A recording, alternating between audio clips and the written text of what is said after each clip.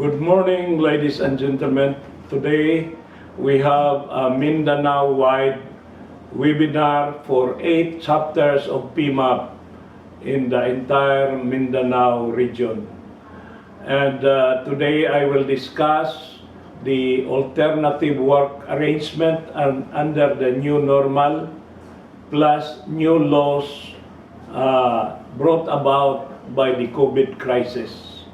This is attended by more than 350 HR professionals from Cagayan de Oro, Davao, Caraga region, Zamboanga, Jensan, Osamis, and Dapitan in Zamboanga del Norte, most of all Davao, the biggest region in the entire Mindanao. So this is 2 hours. And this is going to be a very exciting discussion.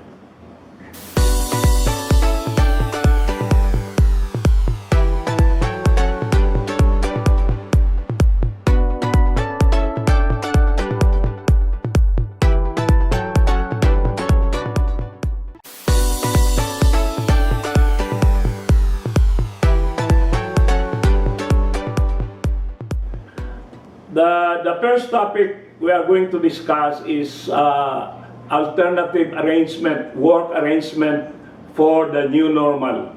And the second topic is about labor laws under the new normal. Everybody of us knows about the VOCA, but we don't know about the FIDS. We only say that it is volatile, it is unpredictable, it is complicated, it is ambiguous, but there is another factor of speed. We have to be very fast. That's why HR practitioners today must be very agile, must be able to move, mabilis, dali, kusog muliho, piskay, no, dili magpaluya-luya, dynamic, energetic, no?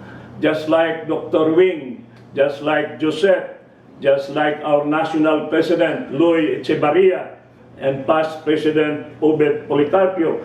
We are very fast, because if we are not fast, we will be drowned by the tidal waves of change that is happening.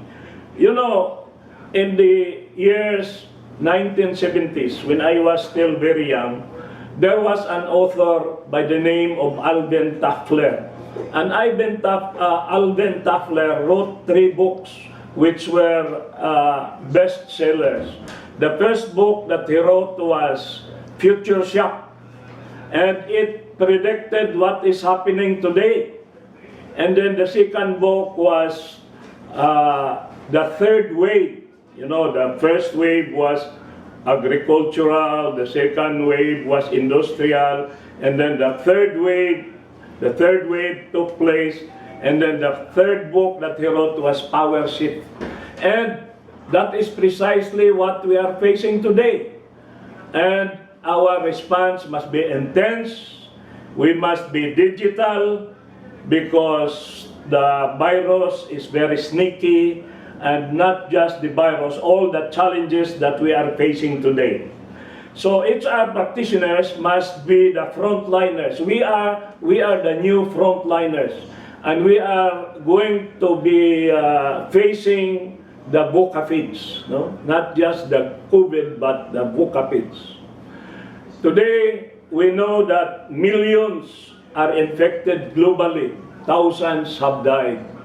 And I'm sad that the new country of Dr. Wing is the top-notcher in the whole world, the United States of America, which is supposed to be the most powerful country in the world, could not do anything because this virus is very VOCA FIDS, no? It's volatile, it is unpredictable, it is complicated, and it is ambiguous, no? And do you know how many companies have closed already in the Philippines alone? How many have asked me about retrenchment? I received a lot of requests from many companies. to prepare a retrenchment program, redundancy. Yesterday, I gave a seminar to a big conglomerate with 14,000 employees nationwide. And they are asking me to prepare a master plan for reduction, manpower reduction, with a communication plan, with a plan for litigation, and even a negotiation with the union because they are highly unionized. My God, so many people are lining up to get my services, but I come here and I give this for free because of Dr. Wing, because of Josette, and because I love Mindanao. I really love Mindanao. You know, do you know that my dream is that there will be somebody from Mindanao who will become a national president of PIMA, because there was only one president outside of Luzon, and that was myself, the first and only Bisaya to become a national president of PIMA. All the presidencies were all from Luzon, and this time I think we have to have a president from Mindanao, because Mindanao to me is the new Israel. If Israel is the promised land, Mindanao is the land of promise. So Mindanao is the new Israel of the Philippines, no? And therefore, it is only fitting that the President of the Philippines from Davao and somebody should lead the HR practitioners for the whole country coming from Mindanao, no? And then, do you realize how many millions of jobs have been lost already? According to the Department of Labor, the last count was 7.3 million. And then there are more than 200,000 OFWs that have already arrived, and more are coming. Can you imagine the socio-economic implications of all these things? The next thing that will happen is poverty worsening. And there can be social chaos because, you know, when the people are hungry, they are angry, and they can trigger a spark, a revolution. That's why the HR people, the HR community, in order to navigate the new normal and lead our people to the land of salvation, so that we will not go into social and economic chaos and turmoil. The HR people are the saviors of the company, the saviors of jobs, and also the saviors of peace in the Philippines based on social justice.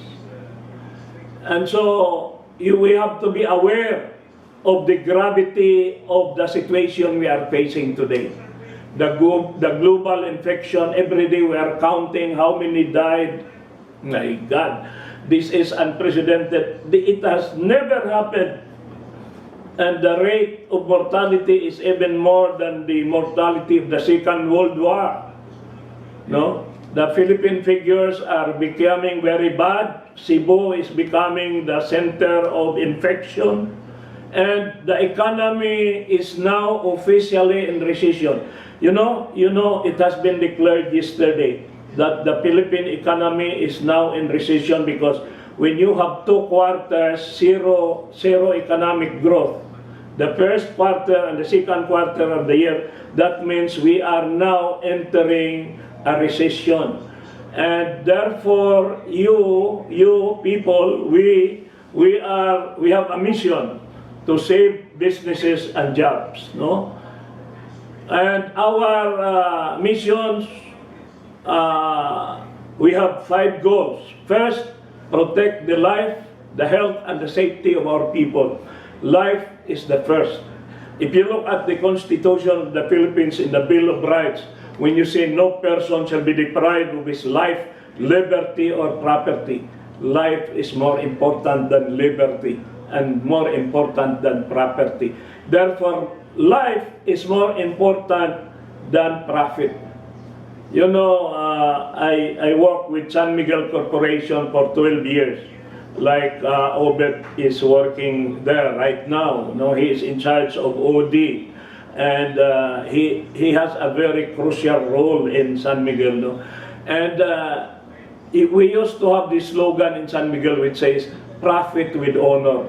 So now the more important things is life, and then profit, because what is the use of profit if life is not protected? And number three, we have to achieve both of them in a balanced way.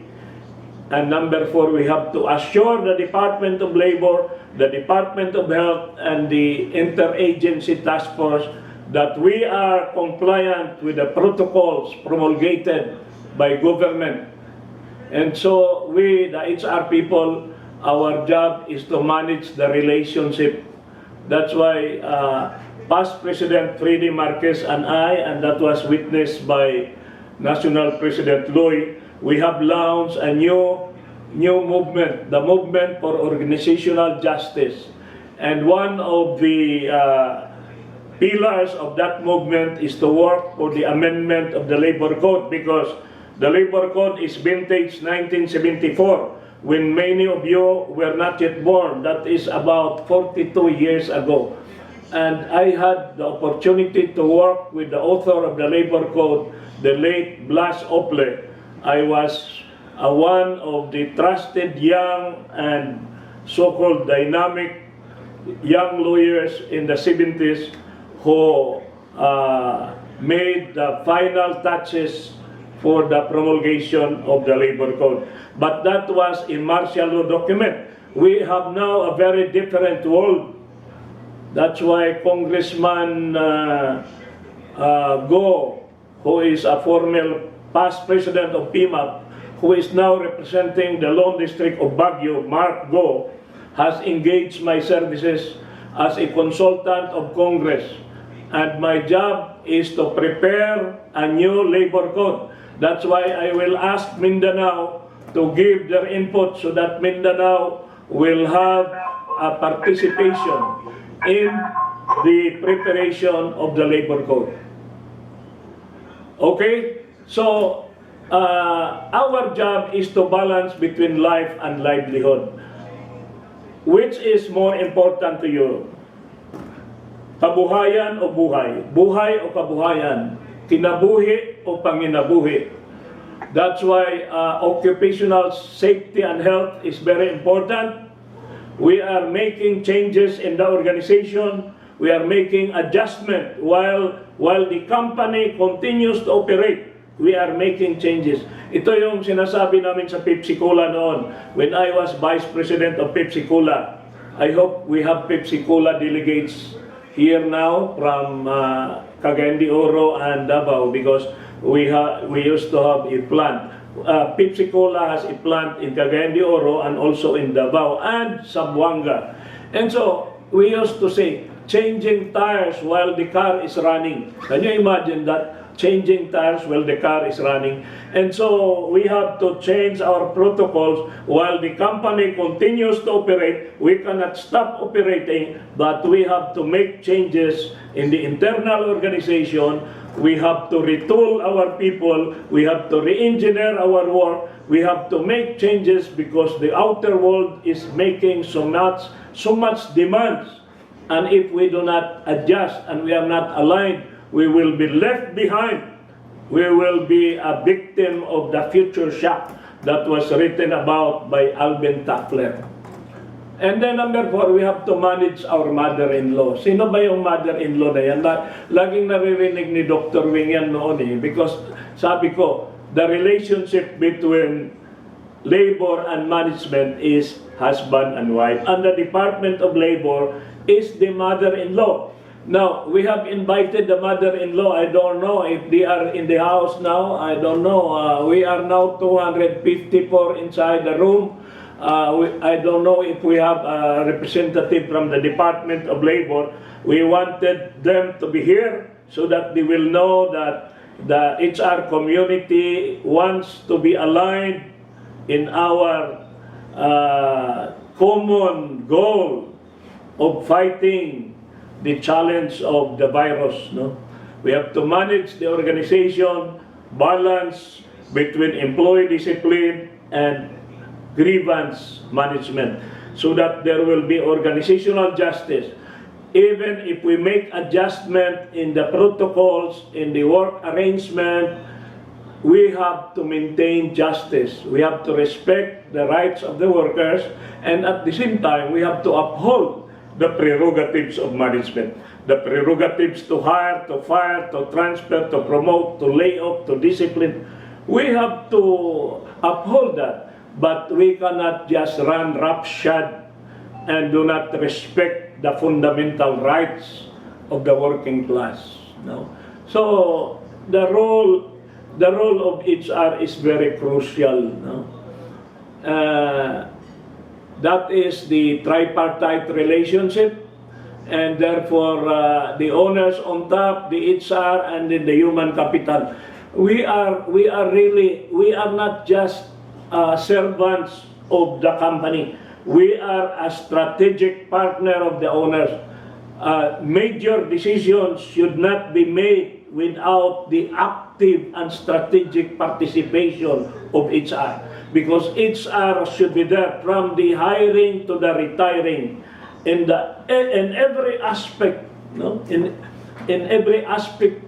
7 books of the labor code, HR is there. No? You know, this is a survey made by a scientific study by a doctorate candidate who studied in UP, and he is very close to me. I cannot reveal her name. No, the analysis of HR and business managers. In terms of competency, the private sector people are quite high in business competence, good in marketing, in manufacturing, in supply chain, and many other things in the business, finance, very nice. People leadership were quite low compared to managing our business. Then coping with government,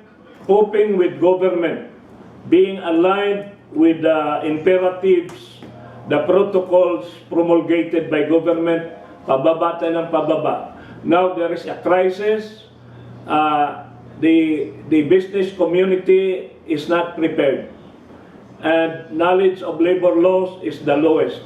Knowledge of labor laws in a scale of 0 to 10, we are only 1.75. That is a very low score, because, you know, many of our HR practitioners, they like the recruitment, they like the talent acquisition, they want the total rewards, compensation, and most of all, they love to be in learning and development, like Obed Policarpio. They want, because it's a very nice job, no, very happy. But when it comes to investigation, handling of cases, grievance, headache. So not many of us are knowledgeable on the labor laws, and that is my mission. My mission is to be a solution looking for a problem. My mission is to be helping you. That's why if you subscribe to my YouTube, you are not just entitled to the free copies of my presentation materials. You have 1 month free consultation with me, as long as your name appears in my YouTube channel. Okay? So, most business owners and managers were caught unprepared. Many HR professionals were immobilized. Nabigla sila. Nabigla talaga ang mga HR, because nobody predicted what would happen in 2020. The workers were expecting too much from government. Lahat na lang ayuda, but that is not sustainable. Not sustainable, because you know, the resources of government are limited. Taxes have not been collected because businesses were paralyzed, especially the tourism industry was practically dead, no? And therefore, if there are no business activities, money is not going around, taxes are not paid, people are losing their job, that is a formula for social chaos. So if this crisis is not managed well, this health crisis can kill half of our population. We are now 110 million, one half of us will die. You know, can you imagine that? And this is not supposed to be finished by December. I'm afraid if I tell you to say that we will have a very lonely Christmas and a very gloomy New Year. I hope the Lord will make a miracle. Only God can make a change. But as of today, the outlook is very gloomy. So, if mishandled, only 30% of the economy shall survive. Can you imagine that? And then the people are hungry and angry, jobless and hopeless, and they can spark a revolution. They can join the New People's Army and all the other rebel groups, especially in Mindanao. So, we have to find a balance. Ano ba talaga ang susi nating gagawin ngayon? Napakabigat ang ating hinaharap, no? Kung nakikinig si National President Loy, I hope that I can share this also in the general membership meeting, because I don't think that all of the HR people in Luzon have realized the magnitude, the far-reaching implications of the socio-economic devastations that are inundating our business and finance situation in the country. So management should be quick, dynamic. Employees must be flexible. HR should be ready with smart solution, and the unions should also cooperate. No? Employers must have strong and reliable relationship with DOLE and NLRC. You know, yesterday I talked to Secretary Bebot Villo. Swerte lang tayo mga taga Mindanao, because Secretary Bebot is from Isabela, from Luzon, and yet he married Idabawinya, no? Yung una niyang pag-ibig was Dabawinya, kaya marunong siya magbisaya. Marunong siyang Ilocano, marunong siya magbisaya, napakabait na tao, pero sobra-sobra ang pressure for 70-something executive like him. The burden is very great, but he is a very approachable person. No? I always talk to him. No? And so the HR must be prepared, and we are the most appropriate people to be in the front line. You know why? Because we have the brains, we have the heart, we have the conscience, we have the vision, and we have the strength. With the brains, we can create excellent solutions. With our heart, we can balance between work and the feelings of our people. It's not just about labor law, it is also about justice and compassion and mercy to our people. We do not just throw our people at the time of crisis. Basta na lang natin tanggalin kaagad, no? Without showing mercy and compassion. We have the conscience. We are the conscience of the organization. And then we look at the future. We have the vision. We have the strength, because we can transform our vision into concrete results. So HR must be visionary, must be creative, agile. Ang daming hinihingi sa atin, nakakahilo na ito, no? Kagabi ko pa ito hinihingi. Yeah. Alam niyo, may nag-survey, Dr. Wing, you know, another doctorate student of Ateneo made a study about HR. Nag-survey sila ng 100 companies, merong big companies, conglomerates, merong medium, merong small and micro. And ito yung findings nila, huwag kayong magalit mga HR. Number one daw, HR is complicated. They make things difficult. This is a very bad comment about HR. And you are very articulate, maarte na, makulit pa. Ang HR daw ay maarte na, makulit pa, no? And ang HR pag tinawagan hindi nagre-return call. Para tayo daw parang mga telepono, we cannot be reached. Laging nasa seminar, laging nasa conference, laging nasa meeting. Alam mo, Obet, nung araw yung SMC, ginagawa na ang feedback sa amin nung araw, hindi ngayon, nung araw, yung SMC daw, S, seminar, M, meeting, C, conference. So pag hinanap mo yung HR, nasa meeting, nasa conference, nasa seminar, tapos hindi naman nagre-return call. So we are now infected with the virus of committitis, meetingitis, and analysis paralysis. Can you imagine that? What is a committee? Simple lang trabaho, mag-create ka agad ng committee. Pwede naman gagawin ng isang tao, mag-create ka agad ng committee in the name of process orientation, in the name of participation. Samantalang nagmamadali na yung presidente ng committee, ang kumpanya, committee pa rin ang committee. What is a committee? A committee is the group of the unprepared, led by the unwilling, doing the unnecessary. Gawin mong trabaho mo ang kailangan committee.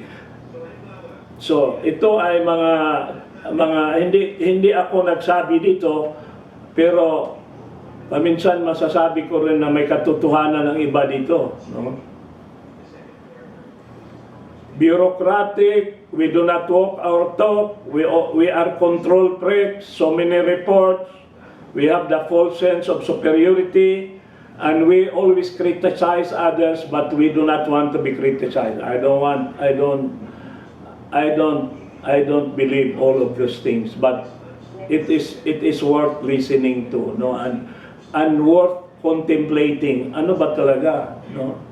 So dapat daw in a time of crisis like COVID, we must become a port of call for people who are lost. So, and second, we must be the source of clarity rather than confusion. We must be the conscience of the corporation. Paminsan kasi yung mga owners mabilis magdesisyon, tayo yung magbabalanse, sir. We have our business ethics, we have our social responsibility, meron tayong pananagutan sa mga tao natin, no? So, ang HR lang pwede magsasabi diyan, no? And kailangan ang HR, pag pinuntahan tayo, kumpleto tayo ng direksyon. Hindi natin i-confuse yung mga tao.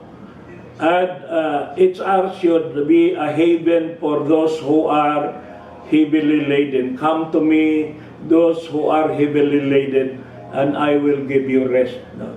Diba?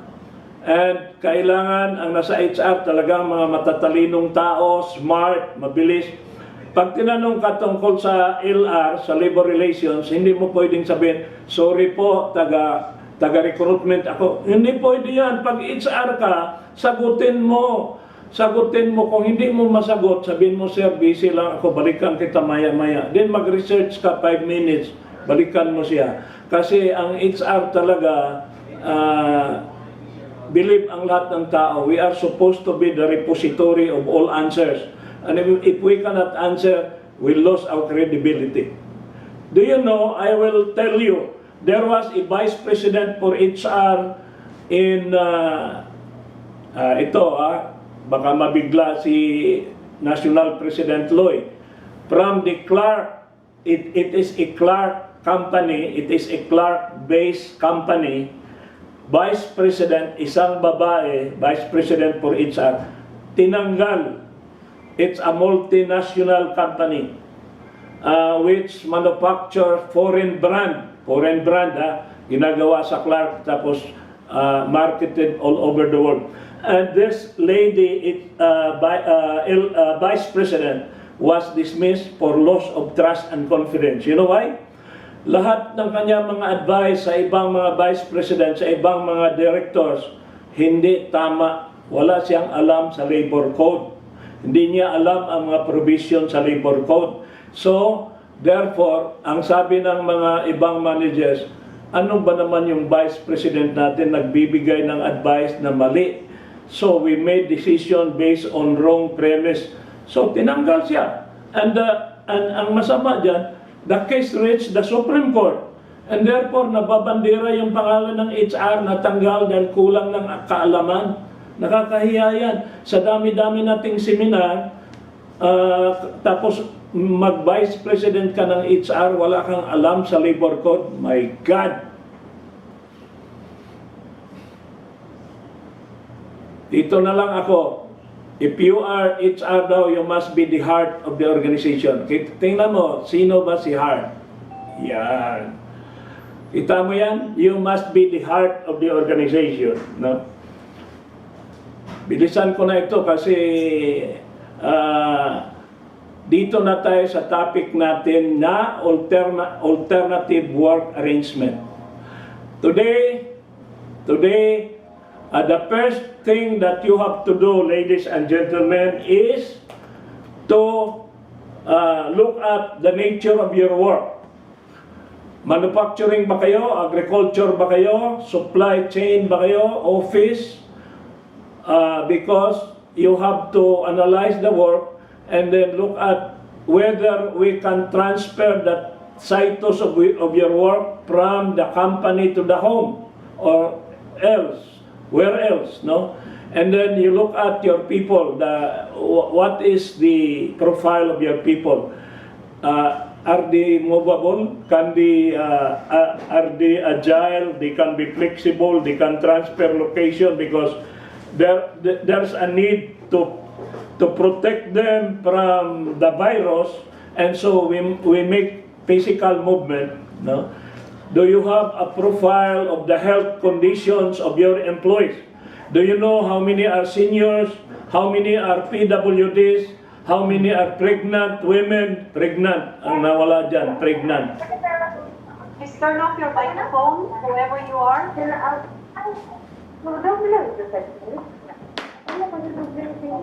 Okay. Padayon lang ta kay kanarabang batas ni Kim Cho, kailangan na hindi kayo lumabas sa classroom pagkatapos pag nasa classroom kayo ay mo pagsaba-saba kay masuko ng atong teacher taga Florida ba na. Tingalig malabayan o niya mo eraser, no? Attorney, it's just with due respect to everybody that they should turn off their microphone. Yes, ma'am. Yes po. Thank you po. So we are now going to go to the adoption of alternative work arrangement. The risk of infections make it imperative to redesign our work. Redesign our work. Government regulations are strict and mandatory, but the people's attitudes must also change. Kasi may mga tao, matigas pa rin ang ulo, ayaw lang tanggapin na nagbabago na ang mundo natin.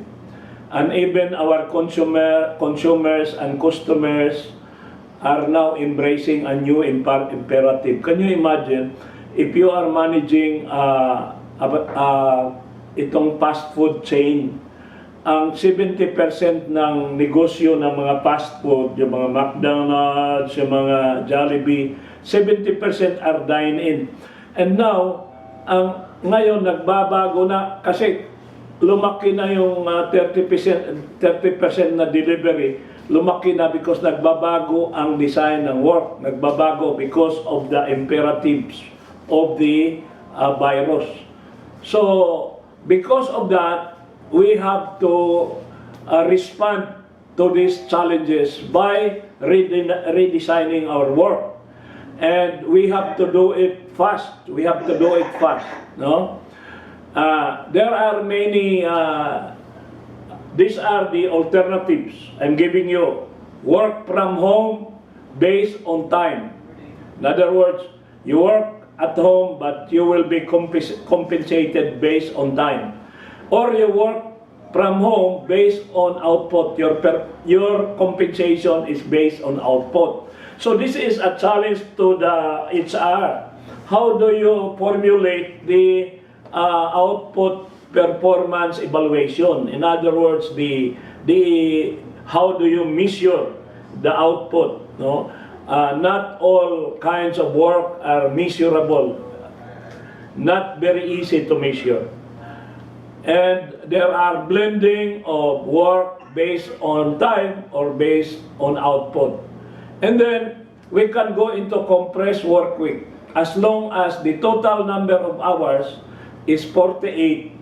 No, if you have six days now, you can make it only 4. You divide 48 divide by 4. So you work 12 hours a day without overtime. And the overtime pay will be paid only if you exceed the 48 hours for that week. Or you reduce the working days. You reduce the working days, including the working hours.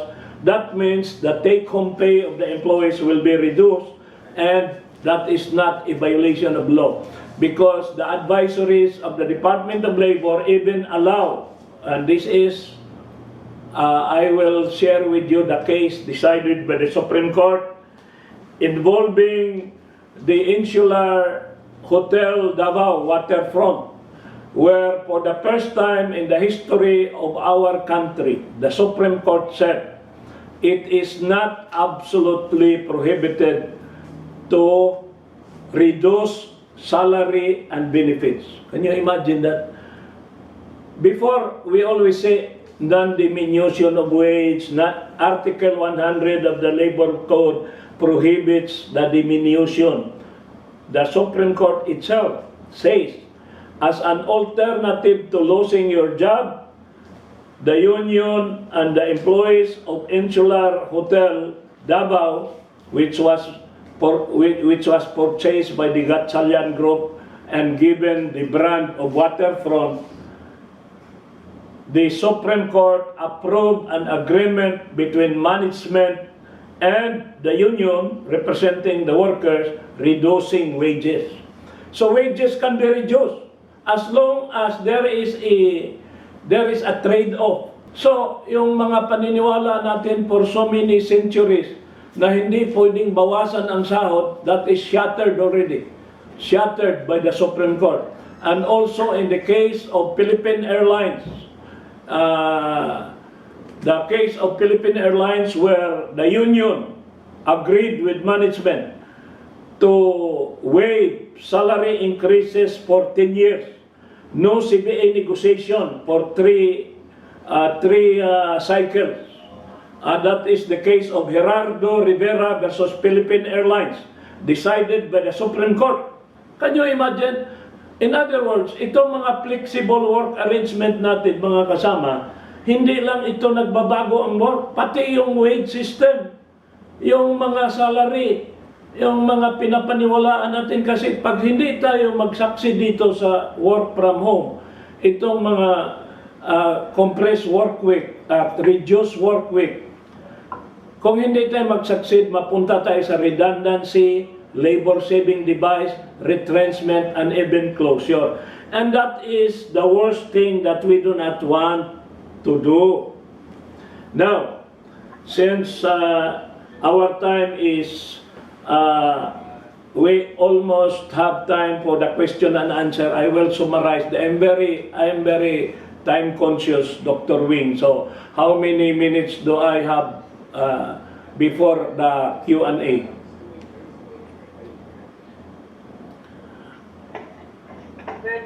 10 minutes. Okay, I can make miracle in 10 minutes.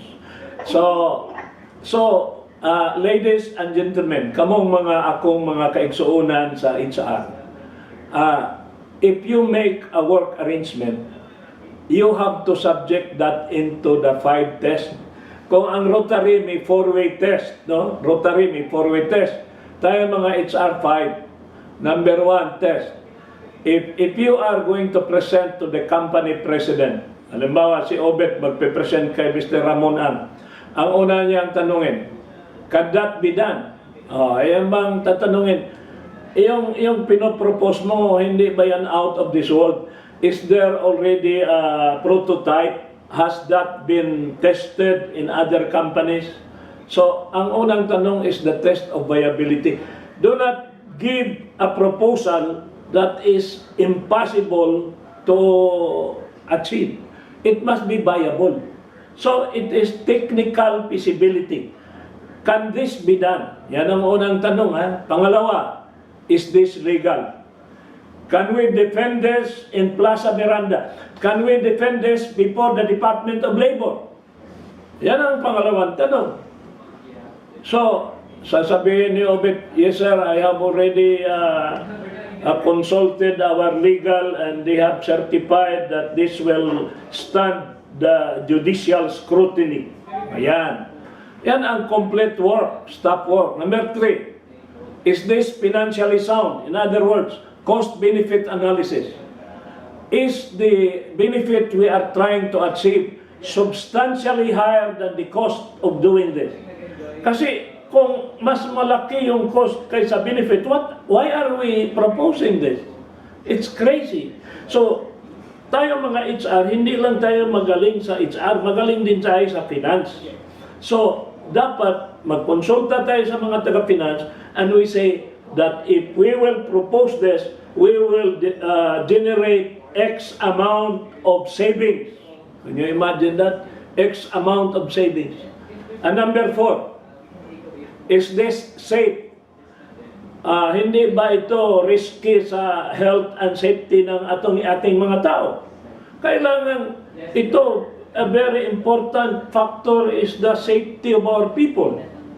No? And last, ito ang last, importante ito. Importante ito.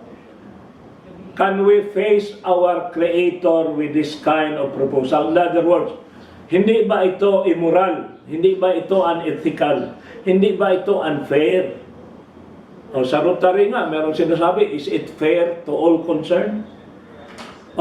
Fair ba ito sa mga tao? Fair ba ito sa kumpanya?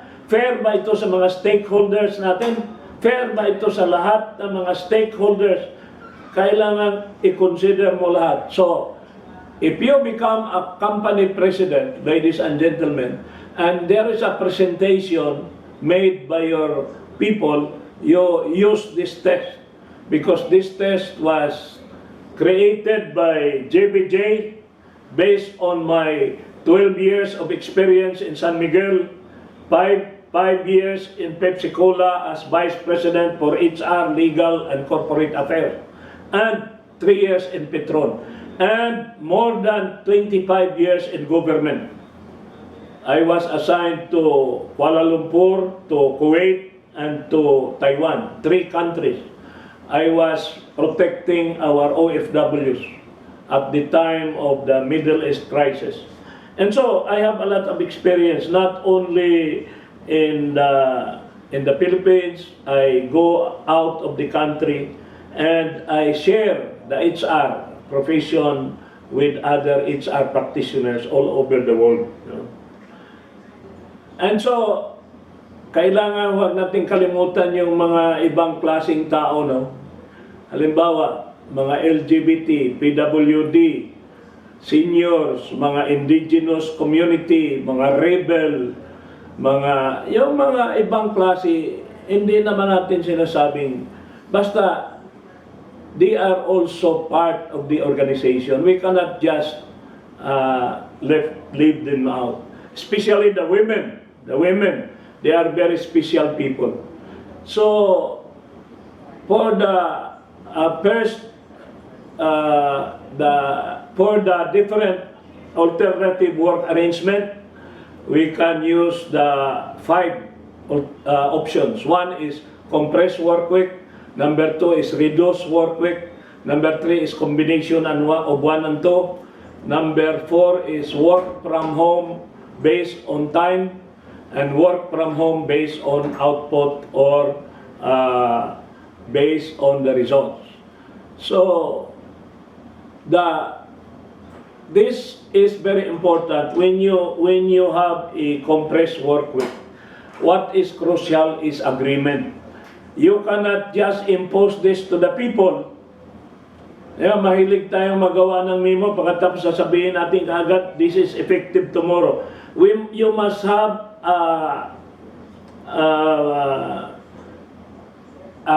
conversation with groups and with individuals. And then you present, and then you minute it, so that the DOLE will know that there is consultation. Parang sa academe, pag mag-increase sila ng tuition fee, tatawag sila ng Parents Teachers Association, tatawag sila ng assembly, then i-minute because we have to document the consultation with the people. And this 48 hours, the people will waive the overtime pay. Pag 12 hours tayo sa isang araw, they do not collect overtime pay because for the entire week, mas 3 araw ang kanilang rest day, 4 lang ang working days nila. That is also to their advantage, no? But we need their agreement. Yun namang reduce work week. This is really difficult because this will reduce the income of the employees.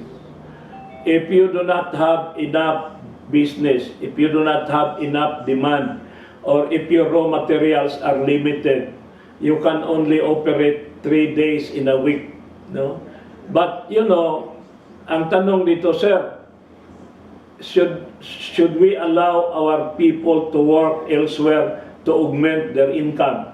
Ang sagot diyan, yes, but there should be a very strict protocol on conflict of interest. They cannot, if you are from Pepsi-Cola, you cannot work for Coca-Cola. So you have to find other industries that are not in conflict with your employer, because it is fair that we allow them to recover whatever losses that they have because of less working days. No? Then we combine the two, combine the compress at saka reduce work week. Now I will hurry up. We go now to the work from home. There must be a space at home, and that space is the contribution of the employee. The employee should not demand rent for that space, because you cannot mix the document from the office with your personal properties or personal papers. So there must be a space allocated, and you have to report religiously. If you are paid by hours, because you are a very professional and ethical person, you don't need a supervisor to closely monitor you. You do your job diligently, no? And but the hardware, like the laptop, should be supplied by the employer. The Wi-Fi connection should be augmented, and that should be charged to the employer. It should not be charged to the employee, because the employee will not charge the electricity, that will not charge the rental of the space. So there is a sharing of sacrifice also, no? We have these are internationally accepted general practices. Walang batas na inilabas o advisory ang DOLE tungkol dito, but I consulted the Secretary of Labor about this, kasi magtuturoan na naman kung sinong magbayad. Nagka-problema na nga doon sa cost ng pag-test sa COVID kasi nag-issue ang Secretary of Labor na ang employer ang magbabayad. So nagreklamo yung mga membro ng ECOP kasi napakamahal kaya ang test, tapos iso-shoulder ng mga employer if you have thousands of employees. Buti kung San Miguel Corporation ka, libre dun sa San Miguel, maraming pera sila ni Obet. Kung maliliit ng mga kumpanya, yan ang mahirap. Pero ito, sharing ito basta ang laptop, ang Wi-Fi connection, i-charge mo yan sa company. No? So, and then, kung based on output naman, HR has a challenge. How do you set the standards of performance? And how do you evaluate? Kasi that their salary now or their income will be based not on hours of work, but on the volume. But the volume must have quality. There must be both quality and quantity. And it is predetermined that you have to deliver within 1 week this X volume, and the quality should not be compromised. And also, the confidentiality of trade secrets should be carefully protected, because this entails intellectual property and many other secrets of the company. And we can combine work from home and flexi hours also. I would rather go into details during the question and answer, because I know that many of you now are writing down your questions, putting it in the chat box, and people, the different chapter presidents are summarizing it and give it to Dr. Wing, so that the questions will be coming only from one person. The moment we open the question to the entire assembly, we cannot manage the time, considering that we have 2 topics today. The other topics is about labor law under the new normal. This first topic is labor standards, and second topic is labor relations. This is practically the entire labor code, because the first topic pertains to Book 3 of the labor code, and the second topic is pertaining to Book 5 and Book 6, and even Book 7. No? So, Dr. Wing, I think we have already exceeded the time, no? That's okay. So, okay. What are the advantages and disadvantages of working from home? Well, if you are the employer, you have less expenses for space, less use of electricity, and less probability of violating the social distancing protocol. And there is no need for so many supervisors, because we trust our people. They are self-propelled, and they are very professional. They do their work without being micromanaged, no? But the negative here is possibility of leak of confidential information. And of course, expenses for hardware, software, and supplies. But even if you are in the office, you still have to make these expenses. You just transfer the sitos. Now, when we transition into a new system, there is really some resistance, because behavioral patterns, people resist change, because change will entail inconvenience. We have to restructure our cycle, our rhythm, our daily rhythm. So, you have to manage yung anger, yung anxiety. Ano kasi, mga HR, ang mga HR, dapat meron kayong patience like the patience of Mother Teresa. Na huwag kayong masyado magalit kaagad, tapos gagamitan nyo kaagad ng labor code, gagamitan natin kaagad ng insubordination.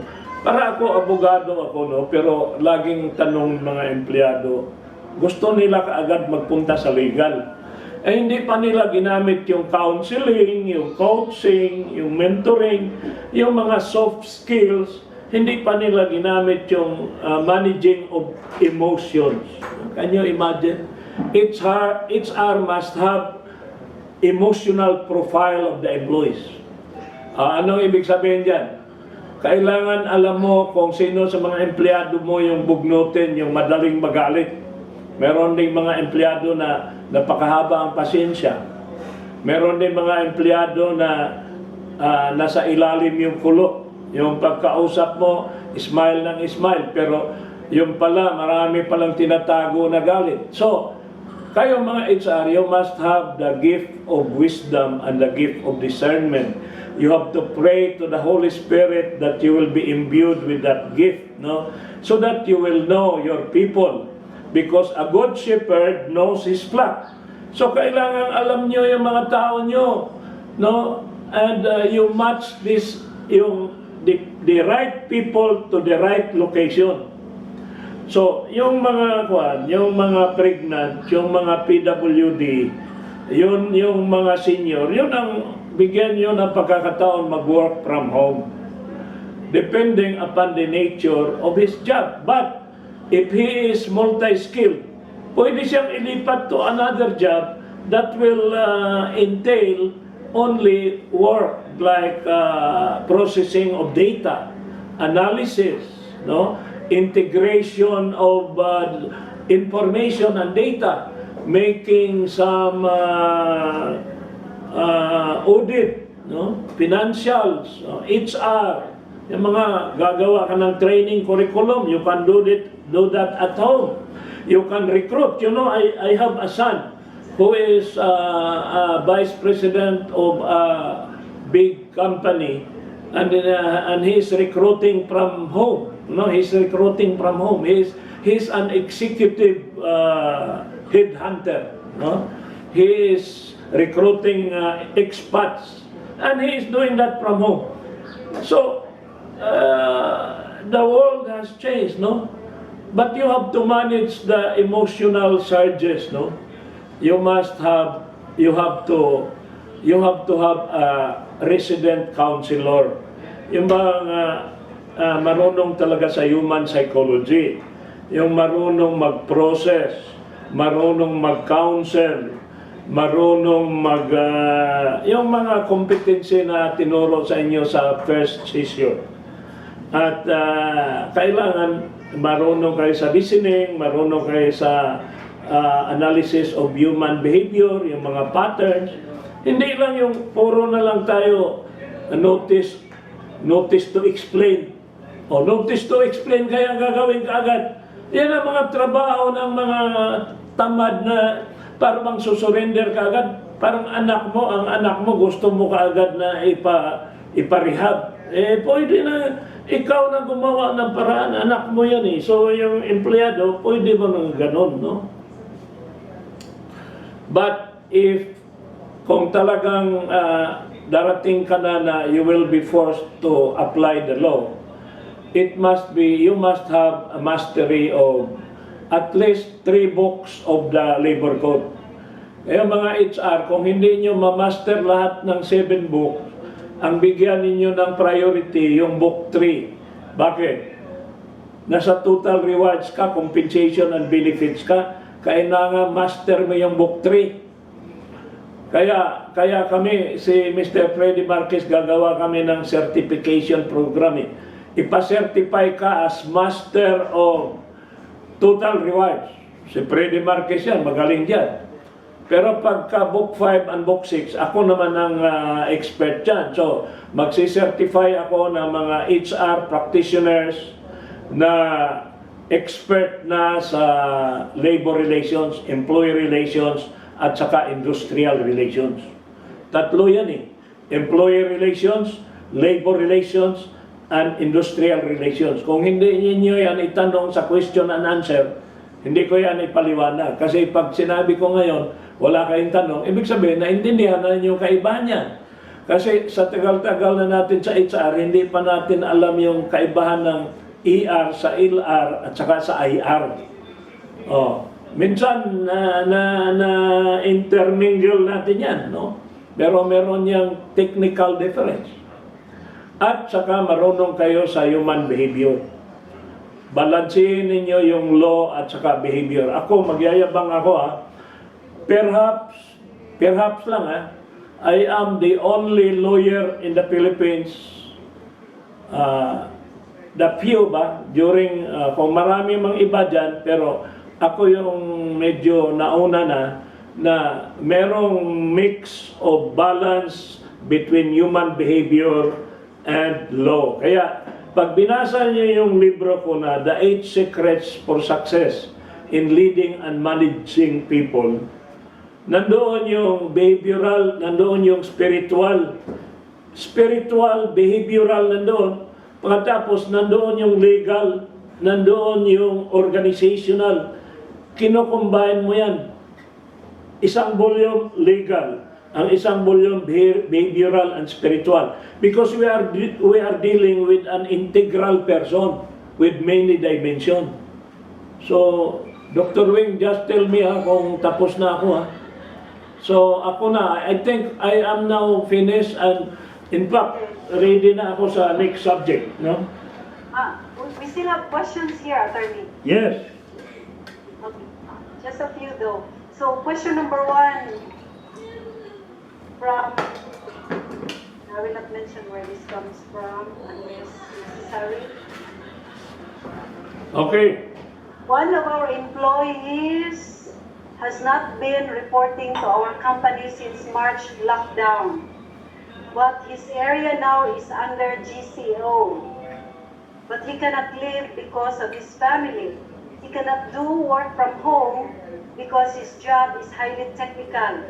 We gave him full salary for March to May, but we stopped in June with due notice and reply agreement from the employee. What shall we do with his employment with us? You must have a heart-to-heart talk with him. Do not make a decision like issuing a notice to explain or notice of specific charge, because that person must be a good person. Kasi he has been with you, he has been helping you, but since this is an extraordinary time, you must not just drop him like a hot potato. You have to talk to him. Kung hindi man kayo magkita personally, you can have a Zoom meeting, a virtual meeting where you can look at him direct to his eyes and realize and discern what is bugging him. Because, you know, as a human being, talagang yung instinct for self-preservation is number 1. And number 2, yung family. Kasi sa hierarchy of values ng Pilipino, alam mo, doon sa libro ko, meron akong iba ang Pilipino, hindi sumusunod sa Maslow's hierarchy of needs. Ang una talagang concern ng Pilipino ay family. Alam mo, yung prioritize ko yan sa mga OFW, God, country, job, at saka family. 4 yan. No? Sa ibang mga lahi, number 1 sa kanila, country. Yung iba, God. Yung iba, job. Pero ang Pilipino, number 1 talaga ang family. Pangalawa lang yung God. Kasi sabi niya, God will understand. Ang family ko will not understand if he cannot remit money. So, ang importante talaga sa Pilipino, pamilya. No? So, yung tao na yan, hindi yan nag-report, hindi dahil siya ay soberbio, hindi dahil siya ay masamang tao. Sa loob-loob niya, there is a struggle. He wants to report, pero talagang pinoproteksyonan niya ang pamilya niya. So, pwedeng sabihin mo sa kanya, kung hindi ka na talaga makabalik by the end of July or by July 15, mag-early retire ka lang muna para to take care of your family, then there is, our doors are not closed. If you come back and apply again, we will give you priority because you have been a very good employee. But we cannot go on forever because this is not a charitable organization. The stockholders will ask us to explain bakit naman natin ina-allow ito. And this will establish a very bad precedent. No? So, you talk to him in a nice way para bang hindi siya mas... Alam mo, Dr. Wing, meron akong sinulat na libro. Ngayong bago lang do you know that during the lockdown, I was able to finish 6 books? 6 na libro. Kasi yung anak kong bagong abogado, co-author ko, siya ang tagapag-research, ako mag-analyze. Tapos meron akong mga estudyante na College of Law na binabayaran ko ng 1,000 pesos every day, pero may volume sila, they have encoding sila, encoding. ang guaranteed income nila is 1,000 and they can exceed that kung magaling yung volume. So, nakatapos ako ng 6 na libro. Ang isang libro dyan is How to Terminate Employment with Honor and Dignity. Can you imagine that? With honor and dignity. Nasa central box yun. So, yung problema na yan, ang dami na nagtanong sa akin gano'n. No? Primero, idaan muna ninyo sa soft approach muna. Yung bang kausapin, heart to heart, no? Huwag tayong maghiwalay na magkaaway, maghiwalay tayo na magkaibigan kasi who knows, in the future magsama tayo uli, no? So, but I tell you that we cannot hold on forever. No, we are giving you all the flexibility, we are supporting you, but there's a limit, no? So kung talagang hindi na tayo ay para bang sinasabing pinagtagpo pero hindi tinadhana. Ibig sabihin ay dapat nang maghiwalay tayo, dapat may closure yung ating relationship. May closure, hindi yung forever na hanging ba? Kasi unfair naman sa akin na hindi ako maka-fill up ng posisyon na yan. Ikaw din, unfair sa iyo, you cannot apply because you are still connected with us. So dapat mag-closure tayo para maka-move on tayo. Kasi walang forever. Oh, di ba? Heart to heart po. Heart to heart. Okay. So I think the answer is very clear. So let's move on to the next question. Attorney, you mentioned that wages can be reduced and the benefits as well. When the situation normalizes, wouldn't the union, which we are praying, right? Wouldn't the union revert back and ask that the reduction be brought on the table again? Yes. So, That is a very good question because I forgot to mention that such an arrangement is only good for 6 months. Limbawa, this is a temporary arrangement kasi nasa difficulty tayo sa mga Tagalog pa, merong kasabihan, kung maiksi ang kumot, matutong mamaluktot. No? Kung maiksi ang kumot, matutong mamaluktot. Sa English ito, sharing of sacrifices. No? Pero, itong arrangement na ito, na pipirmahan nating dalawa, is good for 6 months. After 6 months, kung hindi pa talaga makarecover tayo, pwede natin i-renew. O pwede nang sasabihin na, maghiwalay na lang muna tayo, mag-retrenchment tayo, bigyan kita ng separation pay, pero pag naka-recover tayo, number 1 ka sa priority na i-rehire. No, ganun lang yun. Naging IR lawyer na ako, pero nung nandoon pa ako sa HR, LR and ER, kaya ang title ko doon, ER and LR Director for San Miguel. So, yan ang tatlong kaibahan. No? At ngayon, Dr. Wing, pinag-combine mo yung tatlo, ang tawag niyan ay organizational justice. OG. Okay. So ER is actually more of the preventive actions or the proactive strategies so that we don't proceed to the LR and especially the IR. Yeah. I think most HR, I mean, everyone here will agree as much as possible we don't go to that level because that's where the headache is. Okay. We don't, I mean, NLRC. I can remember that. Yeah. Next question.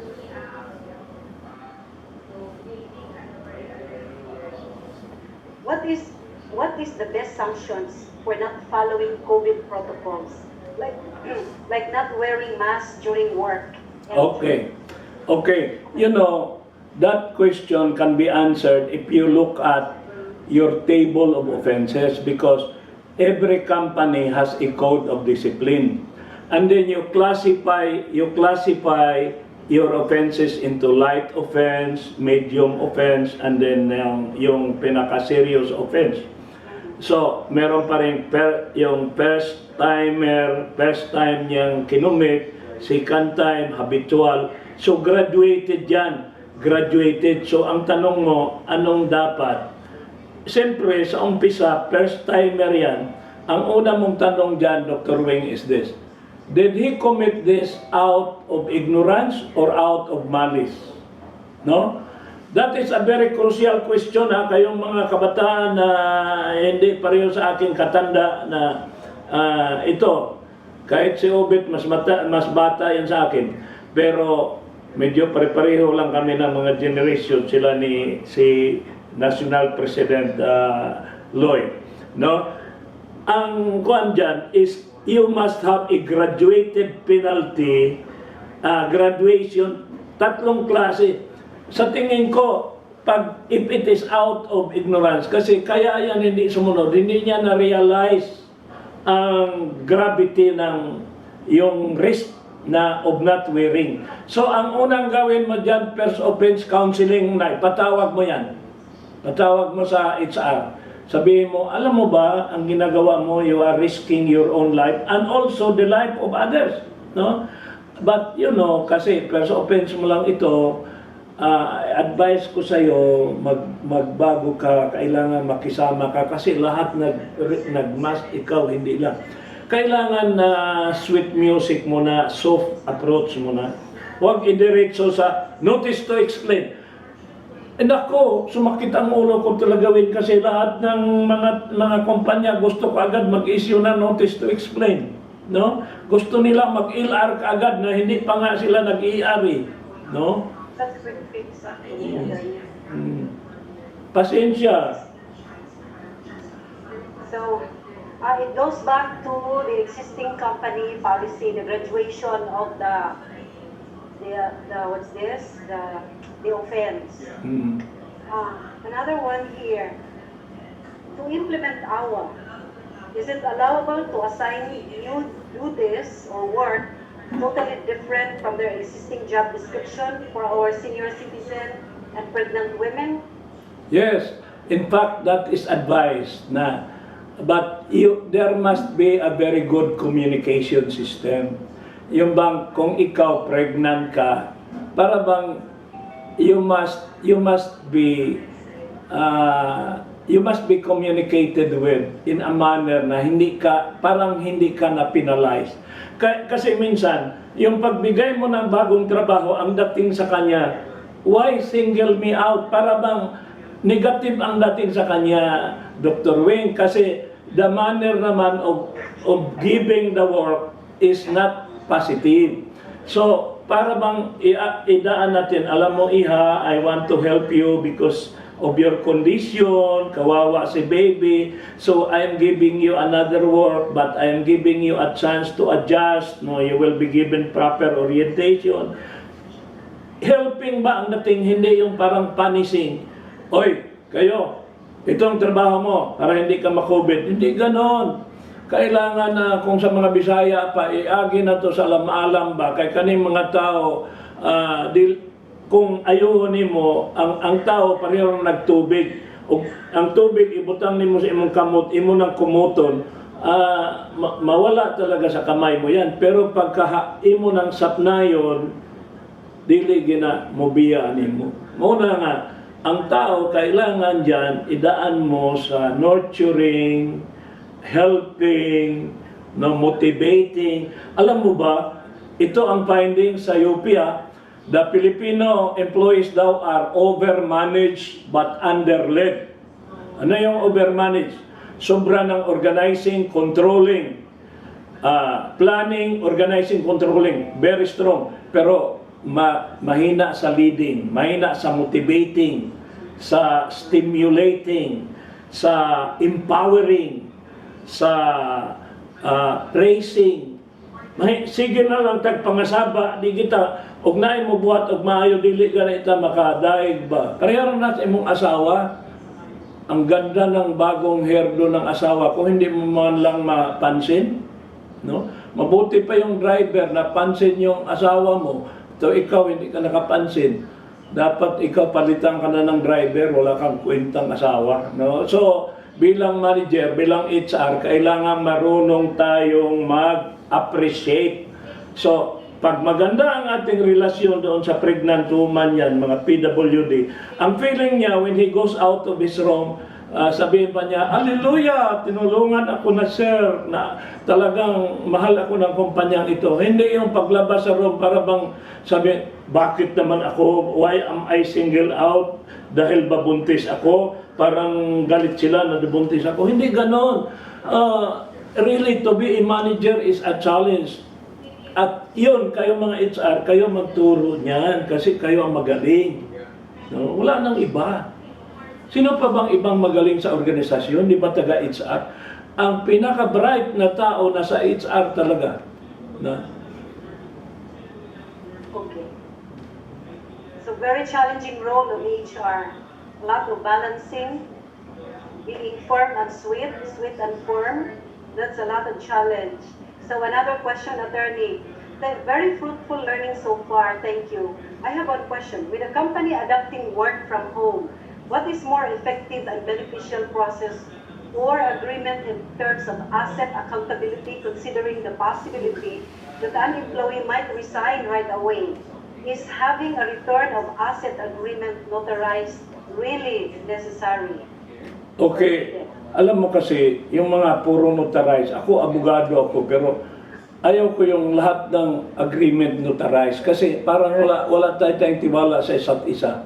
No, in fact, huwag kayong matakot kasi pwede naman niya if he will run away with a very expensive instrument or he can be charged of qualified theft. Makriminal na siya kung darating talaga tayo sa ganon. Pero bihira lang namang empleyado na ganon. At saka, you still have the last pay. So, doon i-charge yun, pati yung proportionate 13-month pay. So, yung mga tao na hindi nagsauli ng mga cellphone, hindi nagsasauli ng mga laptop, meron din yung kabayaran kasi meron pa silang collectible sa atin.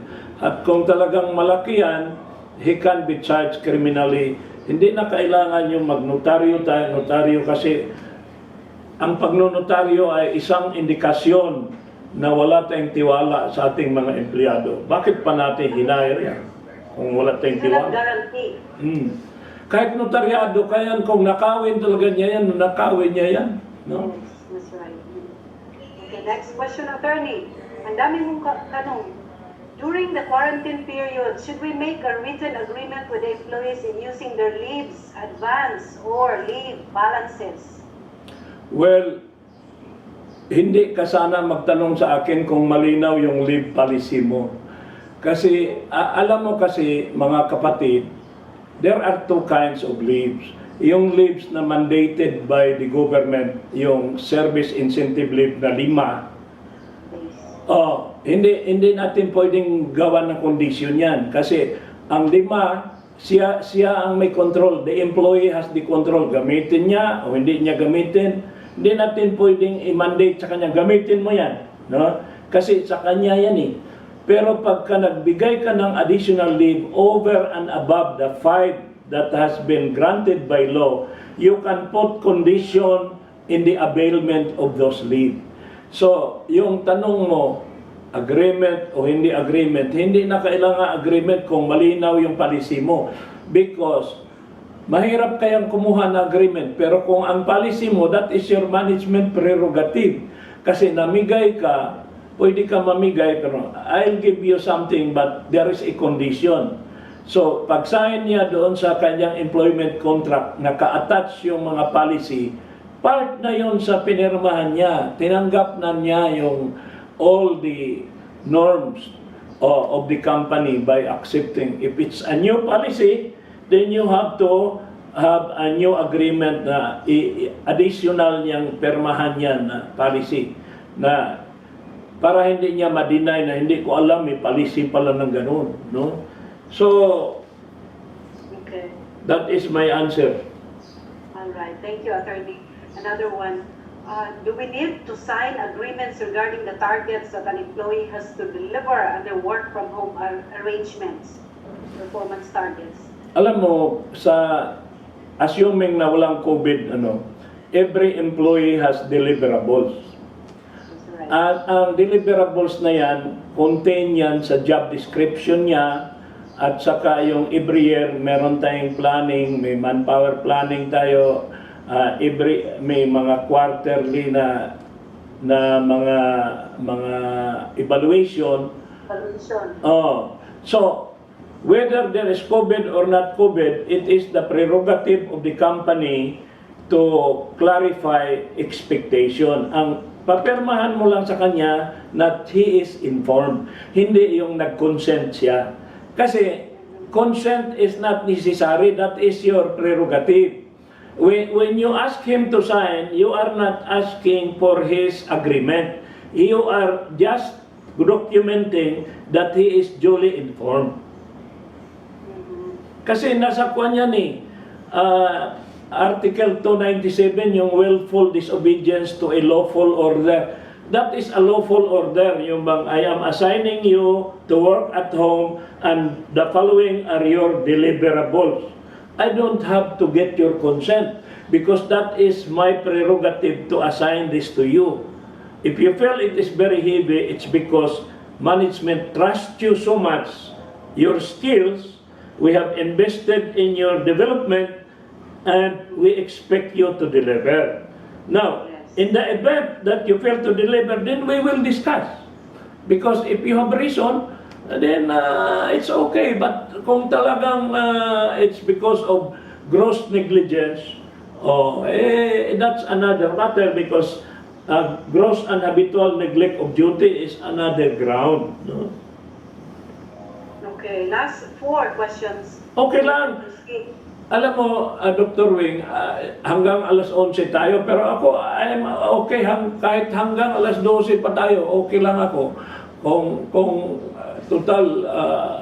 total libre na ito, di, kung saan man tayo maligo, di, maglugod lang kita. No?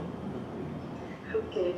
Next question, attorney. What is the consequence if the company has no written agreement with the union and just inform the employees of the reduction of the work time?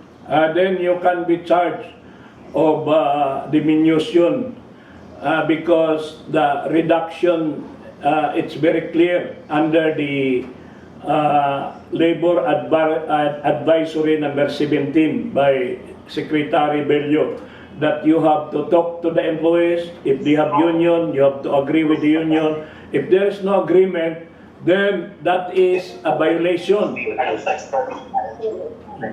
Our local context here. Okay. There's an intermission number there. Okay We lang. need to sign agreements regarding the targets that an employee has to deliver under work from home arrangement. I think this has been answered. Already answered, Your Honor. Yeah? Yes. Yeah, I remember. So the ER, LR, and IR are by level, meaning we cannot undergo LR without passing through the ER stage. No, not necessarily. You can proceed directly to IR because if you are a lawyer, because this is not a graduation na mas mababa ang ER. Minsan nga mas mabigat yung ER kaysa IR. No?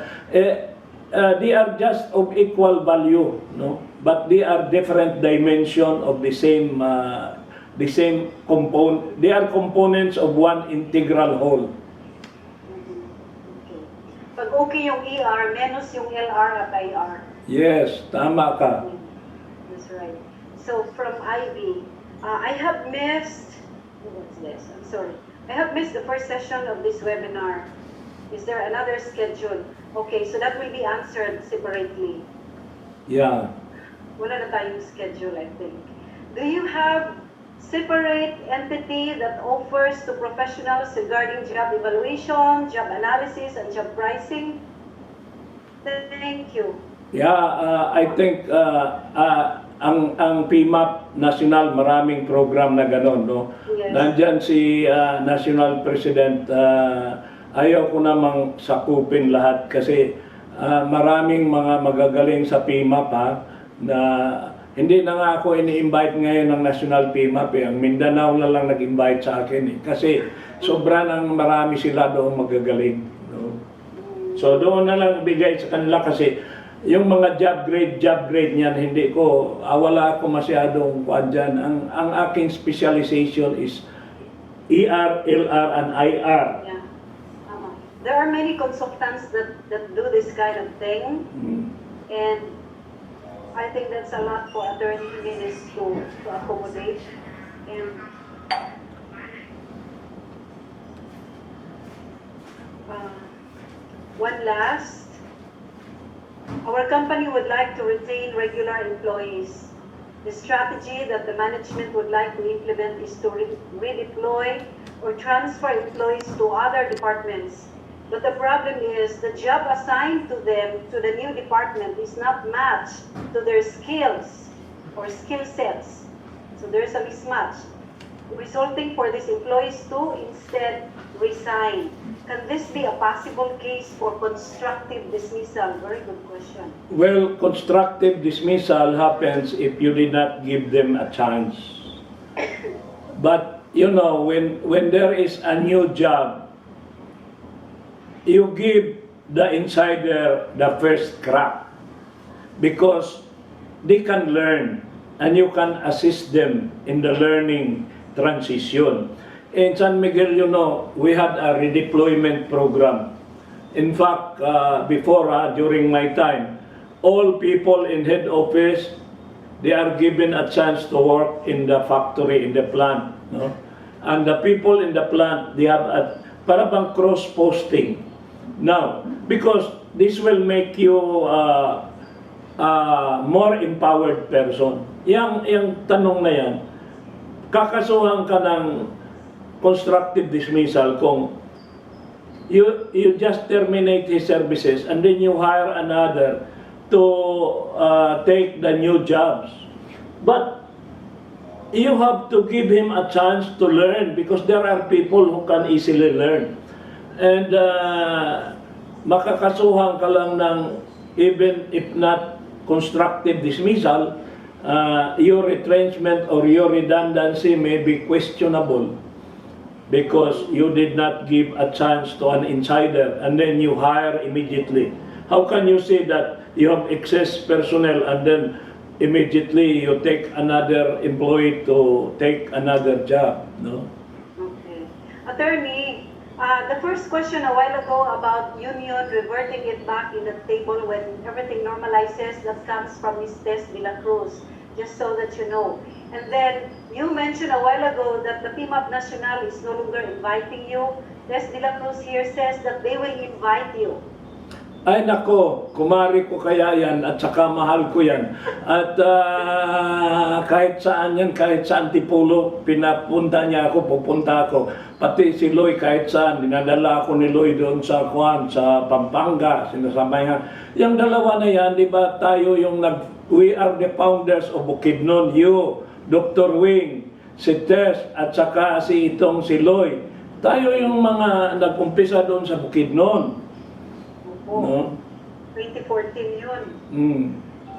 So may tanong, attorney, may e-books ba for available of your books, maybe e-books? Meron, pero under negotiation pa kasi alam mo kasi mahirap yung hindi natin makontrol ng mga bookstore, hindi natin mamonitor kung talagang i-report ba nila sa atin kung ilan na yung nabenta ng e-books na yan. Okay, one last. And unless si Ms. Loy, we had something to say also about the job evaluation. Yeah. So, due to this pandemic, because she's here with us, due to this pandemic, one company in our place told their regular employees, no work, no pay. Is this right? Well, that is not right if they have available leave credits, no? Because the advisory of DOLE is this. As much as possible, do not cut off the means of livelihood of your people. So, the attitude of management is, if there are leaves available, avail of the leaves, no, with pay. If there are no more leaves, then go into reduced work week or compressed work week or whatever, flexi time. As long as you try to help your people, because you cannot say just no work, no pay. The rule of no work, no pay applies to daily paid workers. Na mga daily paid workers talaga, pag walang trabaho, in fact, pagka yung mga tinatawag na special day, like August 21, November 1, at saka December 31, no work, no pay sila, di ba? Pero pagka monthly yan, that they are considered paid, no? For the whole month. No? So, mas advantage talaga ang monthly paid kaysa daily paid. Yung question about another schedule, that one we cannot answer now. About another schedule of this kind of the first session. So, Mag-kuhan lang siya, mag-subscribe lang siya sa aking YouTube. try ko na lang. At bibigyan ko siya ng special session. Okay, Madam Ivy Rose, coordinate na lang kay Attorney Jimenez. He is very generous and kind anyway. Attorney, thank you very much. This is the first round of questions. Ma'am Loy, would you like to say something about the job evaluation? If PMAP National is taking a lead on this, or you will just suggest to them a particular consultant or consulting company there in Manila who is focused and specializing job eval. Kasi madugong trabaho ang job eval. Yes, actually we have regular training programs available. Kita mo yan, sinabi ko yan ha. I just want Attorney Josephus to remember he is a speaker in our second digital summit. When is that, Madam? When is that? In July 28-29. Okay. Basta ikaw magsabi, maniniwala ako. Salamat po. Alright, kahit hindi maririnig sa lahat, a big round of applause for the first phase or the first session of Attorney Jimenez. Now let's proceed to, thank you Ma'am Loy by the way. Now let's proceed to the next session, labor laws under the new normal. Okay, I will make this very simple. Keep it simple, sweetheart. Kiss, keep it simple, sweetheart. Ano ba yung definition mo? So, the way I divide the work of HR is a diamond. The HR diamond, I call this the HR diamond.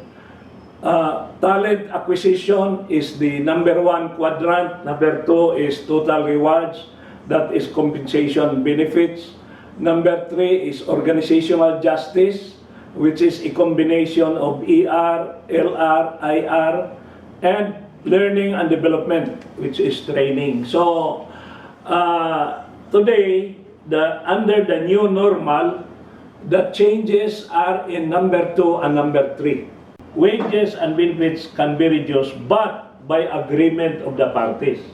What is prohibited by law is reduction of wages that is imposed by management unilaterally, not the one that is agreed upon. Because if you are familiar with the case of Insular, maraming taga Davao dito, nandito sila si Dr. Chu at saka si Dr. Elizabeth Oy, former president din ng chapter ng Davao yan.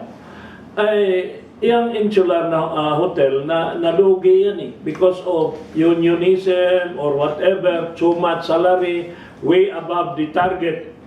Ngayon, pinagbili ngayon yan at ang bumili si William Gatchalian, yung may-ari ng Waterfront brand. Siya ang franchise holder niyan. At binili niya yan. So when he assumed ownership, he said that what I will do is I will terminate the services of all employees. I will pay them separation benefit. Then I have the option to rehire some or none at all. And so the workers were crying and they came on their bended knees and they asked that they should not be dismissed. They are willing to reduce their salaries. And so there was a series of negotiation, series of meeting between the union. There was a quarrel between one faction against another faction. But at the end, there was an agreement and ratified by 70% of the workforce. The 30% objected. And they went to court. And the case reached the Supreme Court. The Supreme Court said, this is an agreement by the parties. This is not imposed by management, and this is not contrary to public policy, because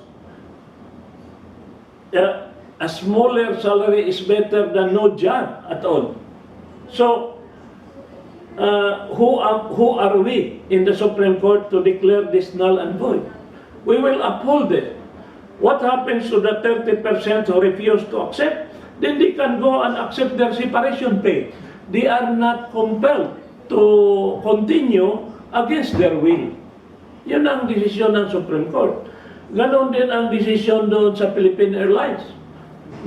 Pero ang maganda sa Philippine Airlines, kasi si Mr. Lucio Tan, binigyan niya ng shares of stock ang lahat ng member ng PALEA. Kasi sa PAL, merong tatlong union. Yung union ng pilot, yung ALPAP, yung union ng flight stewardess, yung PASAP, at saka yung mga ground, yung hindi lumilipad na tao, yan ang PALEA. Itong PALEA, yun ang kinausap ni Lucio Tan kasi nalugi na ang PAL because of the strike. You know, Dr. Wing, when you were still very young, I think in the 1990s, I don't know if you were already born, there was a strike.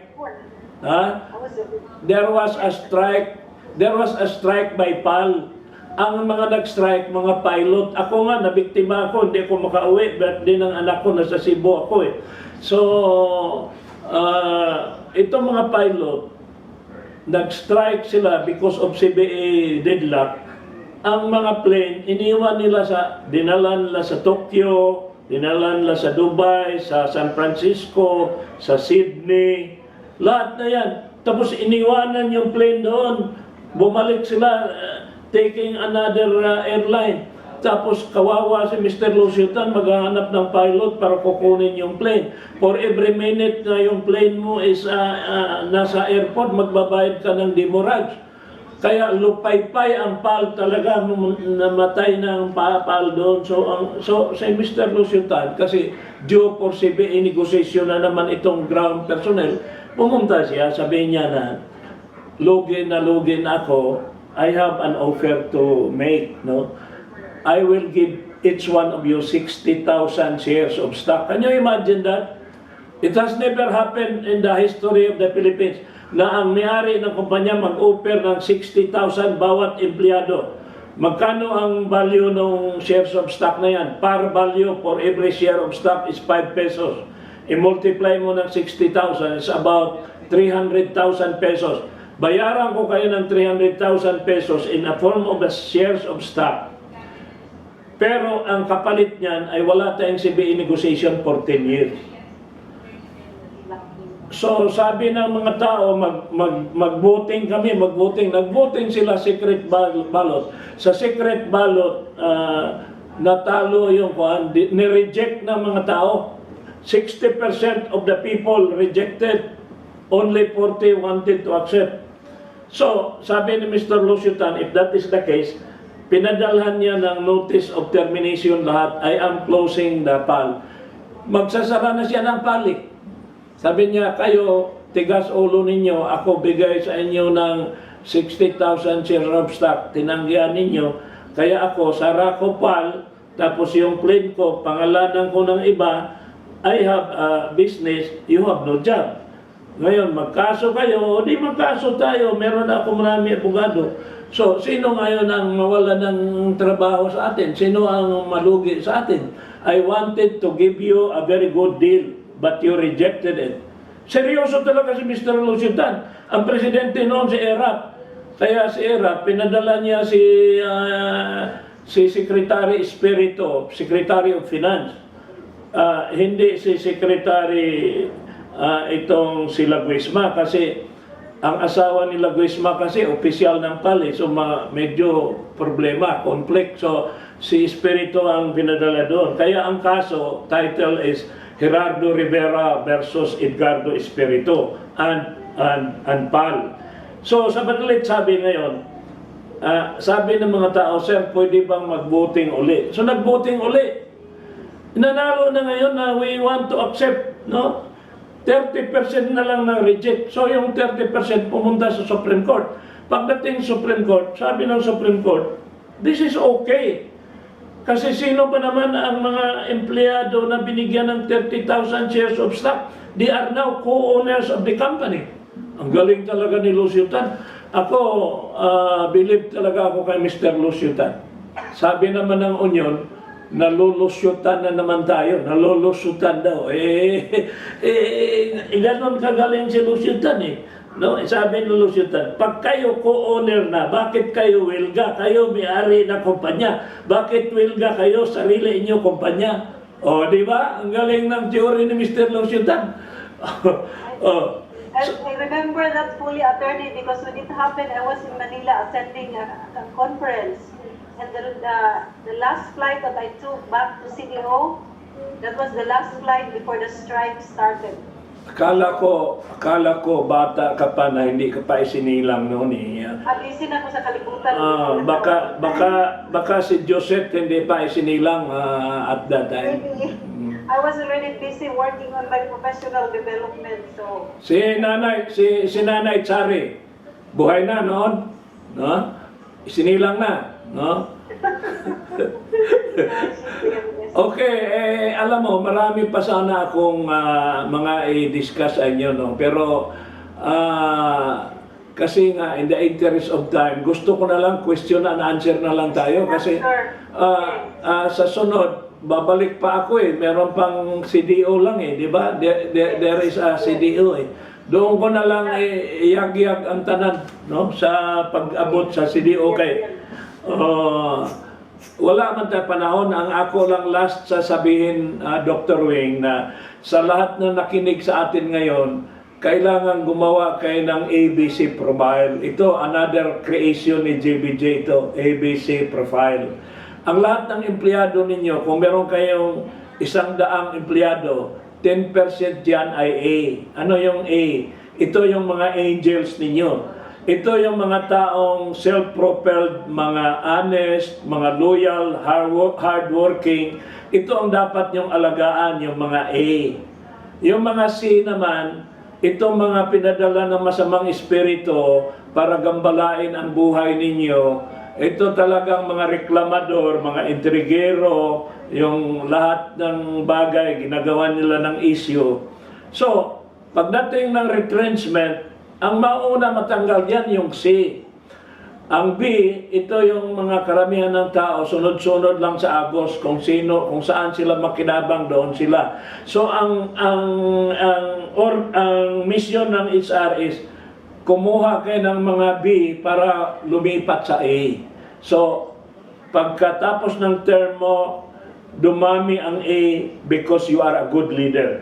A good leader is a good shepherd. A good shepherd will mold the flock, no? So, ganon yan. But you cannot mold your people if you do not know them. Tapos nagtanong sa akin, Sir, hindi ba unethical na i-classify mo ang tao? Ang sagot ko, kahit si Kristo, ang ating Panginoon, ihiwalayin niya yung mga tupa at ang mga kambing.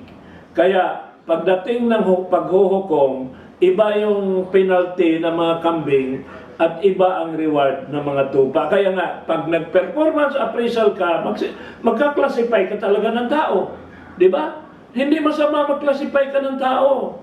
No? Kahit sa klase, kahit sa classroom, gano'n, meron talagang high performer. At saka meron talagang mga tao na mga pasang-awa. O, di ba? So, ako, marami pa akong classification, pero wala tayong panahon, no? Magtanong na lang kayo. Ang conclusion na lang ako, conclusion. Ang conclusion is the COVID crisis will be here for at least 1 year or at most 2 years.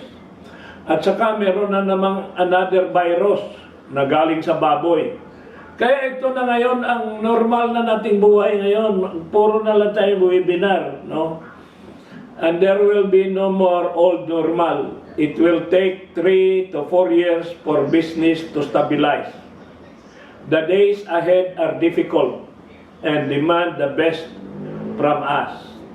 Only the most dynamic, the fastest, and the most creative may survive. So, companies should tap the best minds in HR innovations that can combine technical expertise, behavioral excellence, business and financial knowledge, and legal wisdom. No? And the HR are the new frontliners. The new frontliners are the HR because they have the brains, they have the heart, they have the conscience, the vision, and the strength. And therefore, we can navigate into the new world with HR leading us. And therefore, ladies and gentlemen, dagang salamat kanatong tanan ug naa pa ko'y panahon ito hanggang 11:30 pwede pang question and answer. Okay. All right. So let's start with the question and answer. Merong pahabol sa session number 1 na question, attorney. Yes. If all the employees' leaves are already consumed, can we advise them to go on indefinite leave or forced leave without pay when part of the company's operations they are assigned is temporarily closed or shut down Yes. due to the effect of COVID? The answer is yes, but not to exceed 6 months. 6 months, after 6 months, tawagin mo sila uli at kung hindi pa talaga nakarecover ang kumpanya, retrenchment ka na, redundancy ka na or partial closure. Article 298 na ang gamitin mo sa Book 6 ng Labor Code. Okay, so goodbye na after 6 months. Oh, kasi para bang Dr. Wing, pagka ikaw at ang asawa mo, halimbawa magka-problema kayo, mag-trial separation muna kayo ng 6 months. Huwag kayo maghiwalay agad kasi the 6-month period, parang provisionary, parang that is a period to repair your relationship, no?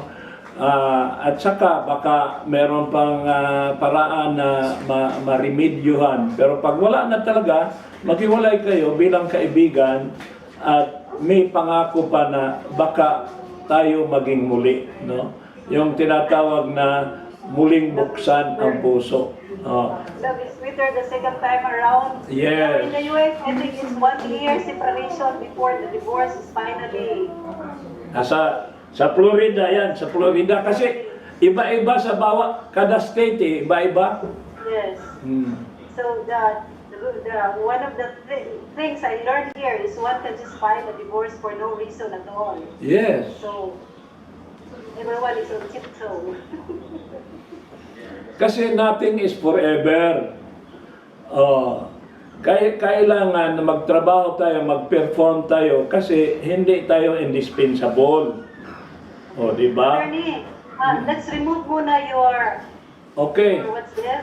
Slide. So we will now have our Q&A. Yes. Excited ka, may mga tanong pa. Okay. Pag-usapan na lang natin yung walang forever. Walang forever. No problem. Hello, ma'am. Sir, hello. Hello. Yes. Good morning, sir. Attorney. Good morning. So, lang ako, wala akong ballpen papel. Sige. Regarding tanong yung madinilis ng salary. So, pero, pwede ba mag-diminize o mababa ng salary below the minimum wage? Hindi. Hindi pwede. Yun. Tao. Kasi sa mga benefits na legal benefits, kailangan bibigyan mo, pero hindi pwede mawala. Bibigyan pa rin, pero hindi pwede bawasan, pero hindi mawawala. Yung dalawa kasi klaseng benefit, may benefit na statutory, yung nasa Book 3 ng Labor Code. Hindi mo pwedeng galawin yan. Ang bawasan mo, yung mga benepisyo na ibinibigay mong kusa on top of the statutory. Pero according to Secretary Bello, kahit yung Book 3, pwede mong bawasan basta may agreement kayo, dalawa. At saka yung pagbawas mo is not exceeding 6 months. Sir, yung sa minimum wage na, pero kahit na may agreement nyo sa minimum wage, babawasan below the minimum wage, hindi bawal yun. Hindi pwedeng ibaba mo yung minimum wage, yung mga benepisyo lang. Okay, no? Yun. Okay. Are you done? First thing? Thank you, ma'am. Tapos ka na? Okay. Sige, may tanong pa dito, sir. For those employees who have not reported back on duty since March, we can't reach them to confirm if they are going back to work. Are we still obliged to pay for SSS and PhilHealth contributions, or can we cut off their contributions? Well, the SSS has not issued an amendment to the rules. So dapat mag-remit talaga tayo. Kasi unless na-amend yung kanilang rules, violation tayo pag hindi tayo mag-remit. Kasi alam mo, kahit ba wala kayong operation, yung relationship ninyo with your employee is still there. Dahil pa. After all, it's about relationship. Pero attorney, I think, yung tanong galing sa ano na wala na ding budget. Then another question. Please write your question in the chat box na lang. Another question. Because I'm reading the question, so can you write those who still have plenty of questions there? Please write your questions in the chat box. Our pretty and brilliant and quick chapter presidents will pick them up from there. Okay? So, attorney, pahabol na question. If the company is already under regular operation schedule, can employees still request for work from home? How can HR respond to this kind of request, if ever? The decision for work from home belongs to management. The employee can just request, but if management does not want it, management has the right to refuse. Okay.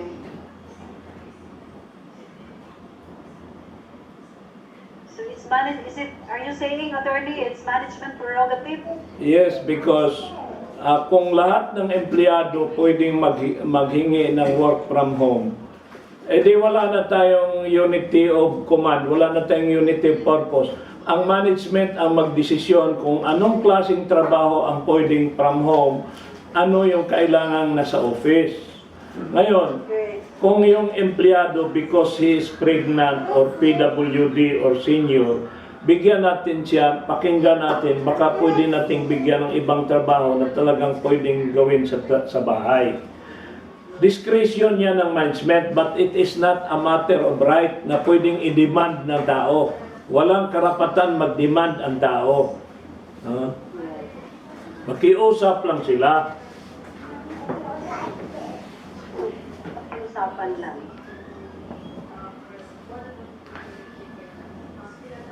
Another one. If we fail to have an agreement with the employee regarding their hours, what will be the possible legal implications?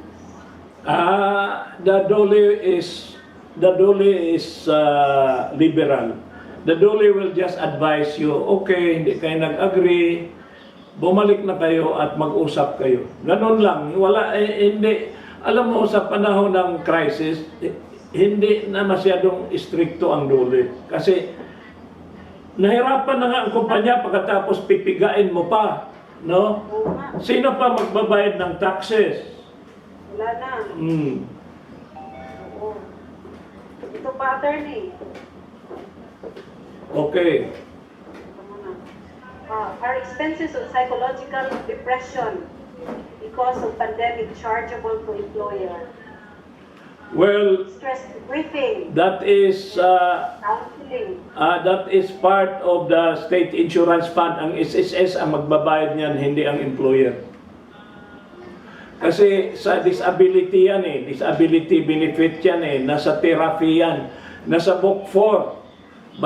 Basahin nyo yung book 4 ng labor code. It's not the employer that unless you have a policy that you volunteer to give it, you are not under obligation to pay for it. Okay, another question, attorney. Are we allowed to compel employees to go on mandatory quarantine for 14 days without pay if they fail to follow the safety protocols going out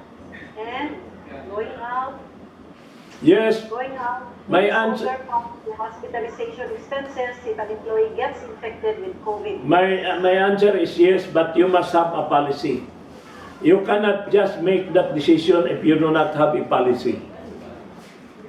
Total policy pa rin. Oo, kasi ang tatanungin kayo ng DOLE, anong basis ninyo sa desisyon na ito? O the arbitrary. If you make a decision without a policy, your decision is arbitrary. That is grave abuse of discretion. Okay. Grave abuse of discretion. Next question from Dulce Espiron. Oy, kilala ko yan, si Ma'am Dulce. How are you, Ma'am Dulce? Nagseminar kaya ako doon sa kanila. Oo, naitanong ko na ang tanong ni Dulce. Yung tungkol sa psychological, expenses of psychological depression treatment. So Dulce, it's already answered. Kumusta ka, Ma'am Dulce? Yes. Even with medical certificate indicating fit to work, but these employees belong to vulnerable sector, can the management impose a work from home hour? Okay nga, pabor nga sa empleyado yung work from home eh. Ang mga empleyadong mag-refuse to work from home may problema.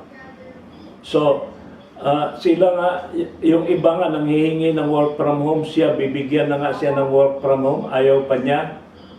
Oh. Hindi siya homebody, sir. Oh, siguro yan, takot sa biyenan niya or takot sa asawa niya, kaya ayaw niya mag-work from home. No? O at least may break naman siya when he goes to work, di ba? Marami kayang nag-aaway ngayon, Wing. Dr. Wing, dahil nga yung nasa silang dalawa, na-confine na sila, naninibago sila, nagkakaroon ng mga iritasyon. No? So, ibang problema na naman yan. No? Part yan sa adjustment, attorney. Yes. So, parang it's an opportunity to strengthen relationship, looking at each other, seeing each other all the time. Yes. All the day. Yes. Okay. So, hanggang sa magsasawa ang isa't isa. Another question, just an opinion from Attorney Jimenez. In the case of ABS, that some employees are not regularized for 10 years. Anong opinion mo daw, attorneys? Alam nyo, kung sumusunod kayo sa mga writings ko, may daily column ako dyan eh. Ang dami ko nang sinusulat tungkol sa ABS-CBN. Tungkol dyan sa labor issue na yan, nakikinig ako sa kanila. Meron kasing mga programa, Dr. Wing, halimbawa, programang probinsyano. Hindi naman natin malaman kung kailan mamatay si Cardo. Pag mamatay na yan si Cardo, halimbawa, ginawa mong regular yan si Cardo, di hindi mo pwedeng patayin. Talagang ang bawat programa, bawat drama, Dr. Wing, matatapos yan. So, ang tawag niyan, project employment, no? Project employment. So, hindi naman seasonal project. Pag natapos yung project na yan, kasi namatay na si Cardo, so maggawa na naman sila ng ibang programa na i-hire na naman siya doon. So, Episode 2. Total, during the project employment, kompleto naman sila SSS, pag-ibig, PhilHealth, gano'n. Pero ako, alam ko marami ding pagkukulang ang EBS, but not about that. No? Ako, naniniwala ako sa HR nila na meron talagang mga posisyon na hindi pwedeng ma-regular. Ang problema lang kasi sa EBS, lagi nilang sinasabi, 11,000 ang aming empleyado. Samantalang nagsalita si Secretary Bello, sa record ng DOLE, 4,000 lang ang regular. So, bakit nila i-claim na mga project employee man yun? No? Ano ba yung teleserye na Cardo, sir? Buhay pa rin. Ikaw, napunta ka na sa Florida, buhay pa rin si Cardo. Hindi talaga mamatay yan kasi parang pusa yan. Siyam ang kwan yan, buhay. No? Okay, so it's a good source of laughter. Because 1 minute of laughter, there's this article I've read in one of the books that I'm reading. 1 minute of laughter is equivalent to 24 hours of immune system boosting. 1 minute of anger, which is for HR people, this is really something of a challenge, is equal to 4 to 5 hours of immune system harassment. Galing. Now, Maganda yan. Dapat mag-webinar ka ng ganun. Alam mo, oy, meron akong topic, nandiyan ba si National President? Meron ako yung humor in HR. Humor in HR. Ikukwento ko lahat ng katatawanan na nangyayari sa HR. No, magtawanan lahat ng HR. Therapeutic yun, no? yes, dapat system booster yun. dapat schedule ni Ma'am Lo yan. Ako ang dami kong katatawanan sa HR, no? Ang dami kong experience talagang ganun. No?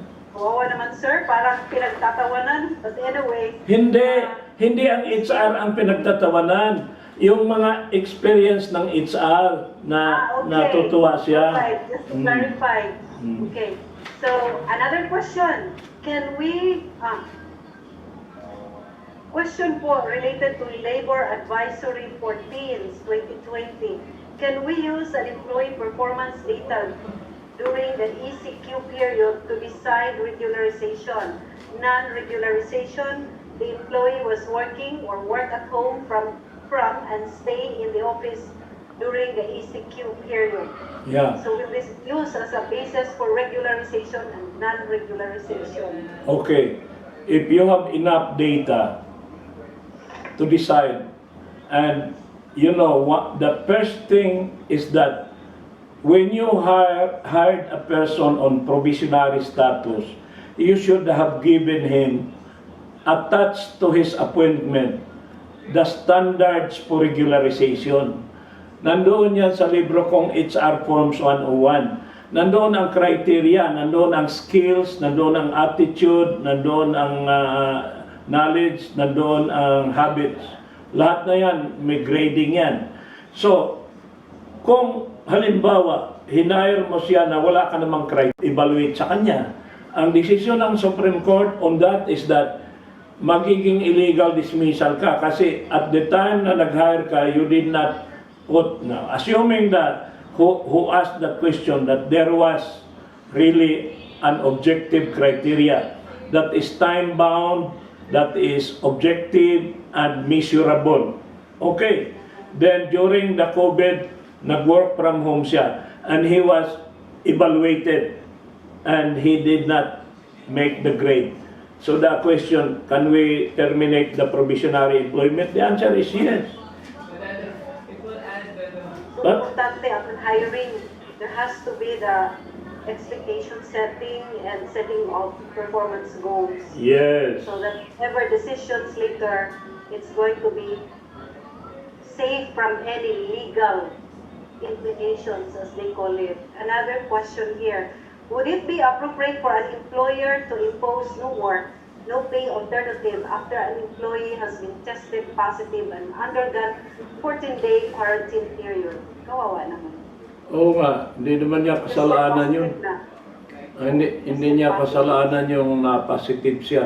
So, kung may leave pa siya, di-apply yung leave niya. Alam niyo, Dr. Wing, Ano pag wala na, sir? ang ibang kumpanya nagbigay ng additional leave. But my answer to you is you don't have the obligation, but for yung tinatawag natin na moral obligation, not legal. Legally, wala kang obligasyon. Pero kung ikaw may damdamin ka, may puso ka, yung tao naman na hindi niya kasalanan, nagkaganyan siya, sa panahon ng kagipitan niya, tapos doon mo pa siya no work, no pay, na nangangailangan nga siya ng pera. Oh. Kung umasa siya ng ayuda sa gobyerno, ikaw na employer niya, hindi ka mag-ayuda. Ang problema lang kasi, sasabihin, precedent. Pero ilan lang naman yun, hindi naman lahat kinurantayan mo eh. Doon pa maipakita mo sa tao na kahanga-hanga ka talagang employer at dapat maging loyal siya sa iyo kasi sa panahon ng kagipitan niya, siya ay tinulungan mo. Ang relasyon, Dr. Wing, ay malalaman natin kung gaano ka-strong sa panahon ng kagipitan, hindi sa panahon ng ligaya. No? Yes, I agree. So, parang Mother Teresa, may version ka, attorney, sabi niya, the most pressing and urgent question to be answered or that needs to be answered is how do we help people? Yeah. And how do we care people? Tama. Empleyado mo yan eh. Sino pang ibang tutulong niyan? Okay. So I think there are no more questions here. I'm not receiving any more questions. Unless there's one in the chat box. Oh, Okay, I'll go to the chat box now. yung mga company, yung mga chapter president, pasalitain mo naman, Dr. Wing, bago tayo maghiwalay. Sure. Ito na lang. Last na lang ito sa chat box. Is it legal if the employee chooses to be assigned in a lower rank and sign a waiver that he is willing to accept a lower salary based on the salary of a lower rank? Yes. Static or no veneer? It's okay, pero siya ang pasulatin mo in his own handwriting. Dear Dr. Wing, napifeel ko na mas komportable ako sa isang posisyon na hindi ako punong-puno ng anxiety, walang pressure. Pwede bang i-assign mo ako doon? Alam ko na mas mababa ang sahod, pero mas mabuti pa yon kaysa dito ako sa mataas na lagi akong nangangamba. So, please naman, i-demote mo ako. E di, ang gawin mo na lang, approve. Oh. Simple. Oh. Life is simple. Just maybe you need to unmute those chapter presidents or past presidents na gusto mong magsalita. So what time are we supposed to? It's 11:39. So maybe there are a few or some there who would like to show your video. Miss Wing, maybe they can Tawagin mo. unmute themselves. If they Okay. Yeah. I'm sorry for that. Those who would like to speak, I will give the floor to the chapter presidents of Mindanao and the past presidents of Mindanao. Magkahiyaan man yan, Dr. Wing. Buti pa, i-roll call mo, alphabetically, unahin mo yung Bukidnon. O sige, Mia from Bukidnon. Where are you? Hi, good morning. The amazing chapter of Bukidnon. Yeah. Yes. Yes. Unsa na balita adiyas Bukidnon dai. Attorney, kano sa kasunod mo lang diri? Ay, kuan man ko kanang quarantine man ko dai, quarantine. Unya, ug malinaw na ang panahon. Bitaw si Attorney KBJ dito ang nagtabang. Ang first yun na mo na key speaker. CTSP. But it was his time. Di ba the friend? Yes. It was his The term. chapter president. Yeah. Yes. Salamat. Pila na ka po inyong membro? Daghan na mong membro, madam? Daghan na mong membro?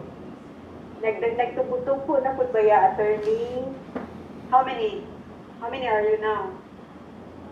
Mga company members na to, mga 30. Oh. Madam President, Yes. kailangan na yung mga 30 mo i-subscribe yan sa YouTube channel ko ha.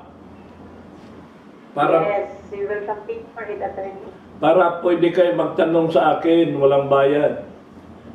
Wow. That's libre. Attorney, Yes. while waiting for the next chapter president na gustong magsalita, may tanong pa dito. Okay lang? Yes. Okay.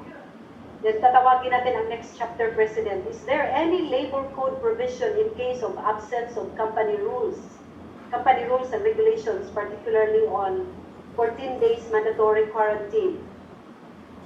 There is no provision because when the labor code was promulgated, there was no concept of a crisis like this. This was never expected. So that can be covered only by a policy. policy of the company or Yes, company. company management prerogative. Okay.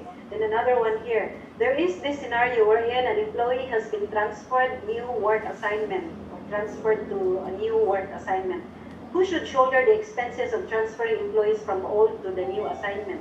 Will it be part of the policy? You know, if you will make him spend, you are diminishing his salary without his consent. Therefore, therefore, you have to exercise your sound discretion by providing for a travel allowance or a transfer allowance. All companies like San Miguel Corporation, they have a policy on transfer allowance. Relocation of family. You are moving a family from one location to another. You have to shoulder. Kami nga sa Petron dati sa PNOC, meron pa kaming hazard allowance eh. Merong mga area na merong hazard pay aside from the transfer allowance. So, but that is not provided by law, that is by policy. Now, ang empleyado pwede niyang sabihin na you are reducing my salary because you are making me spend and you do not help me, no? Pero baliktarin ko naman, on the other hand, the employee has to obey. Pag hindi siya binayaran, that's not a reason for him not to follow. He has to comply. Then he asked for reimbursement. Ganon ang pag ikaw nakatanggap ka ng order to transfer, tapos sabihin, sino ang magbayad dito pag transfer? Mangutang ka muna, pag nandoon na, mag-submit ka ng request for reimbursement. No? Pag di-deny, pumunta ka sa DOLE, para ang DOLE magsabi doon sa employer na bayaran ninyo yan kasi na-force yan mag-spend dahil sa inyong order.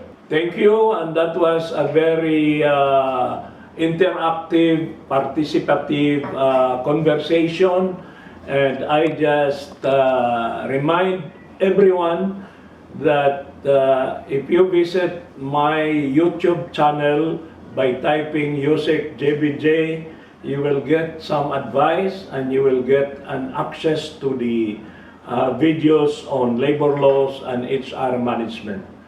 Thank you and have a nice day.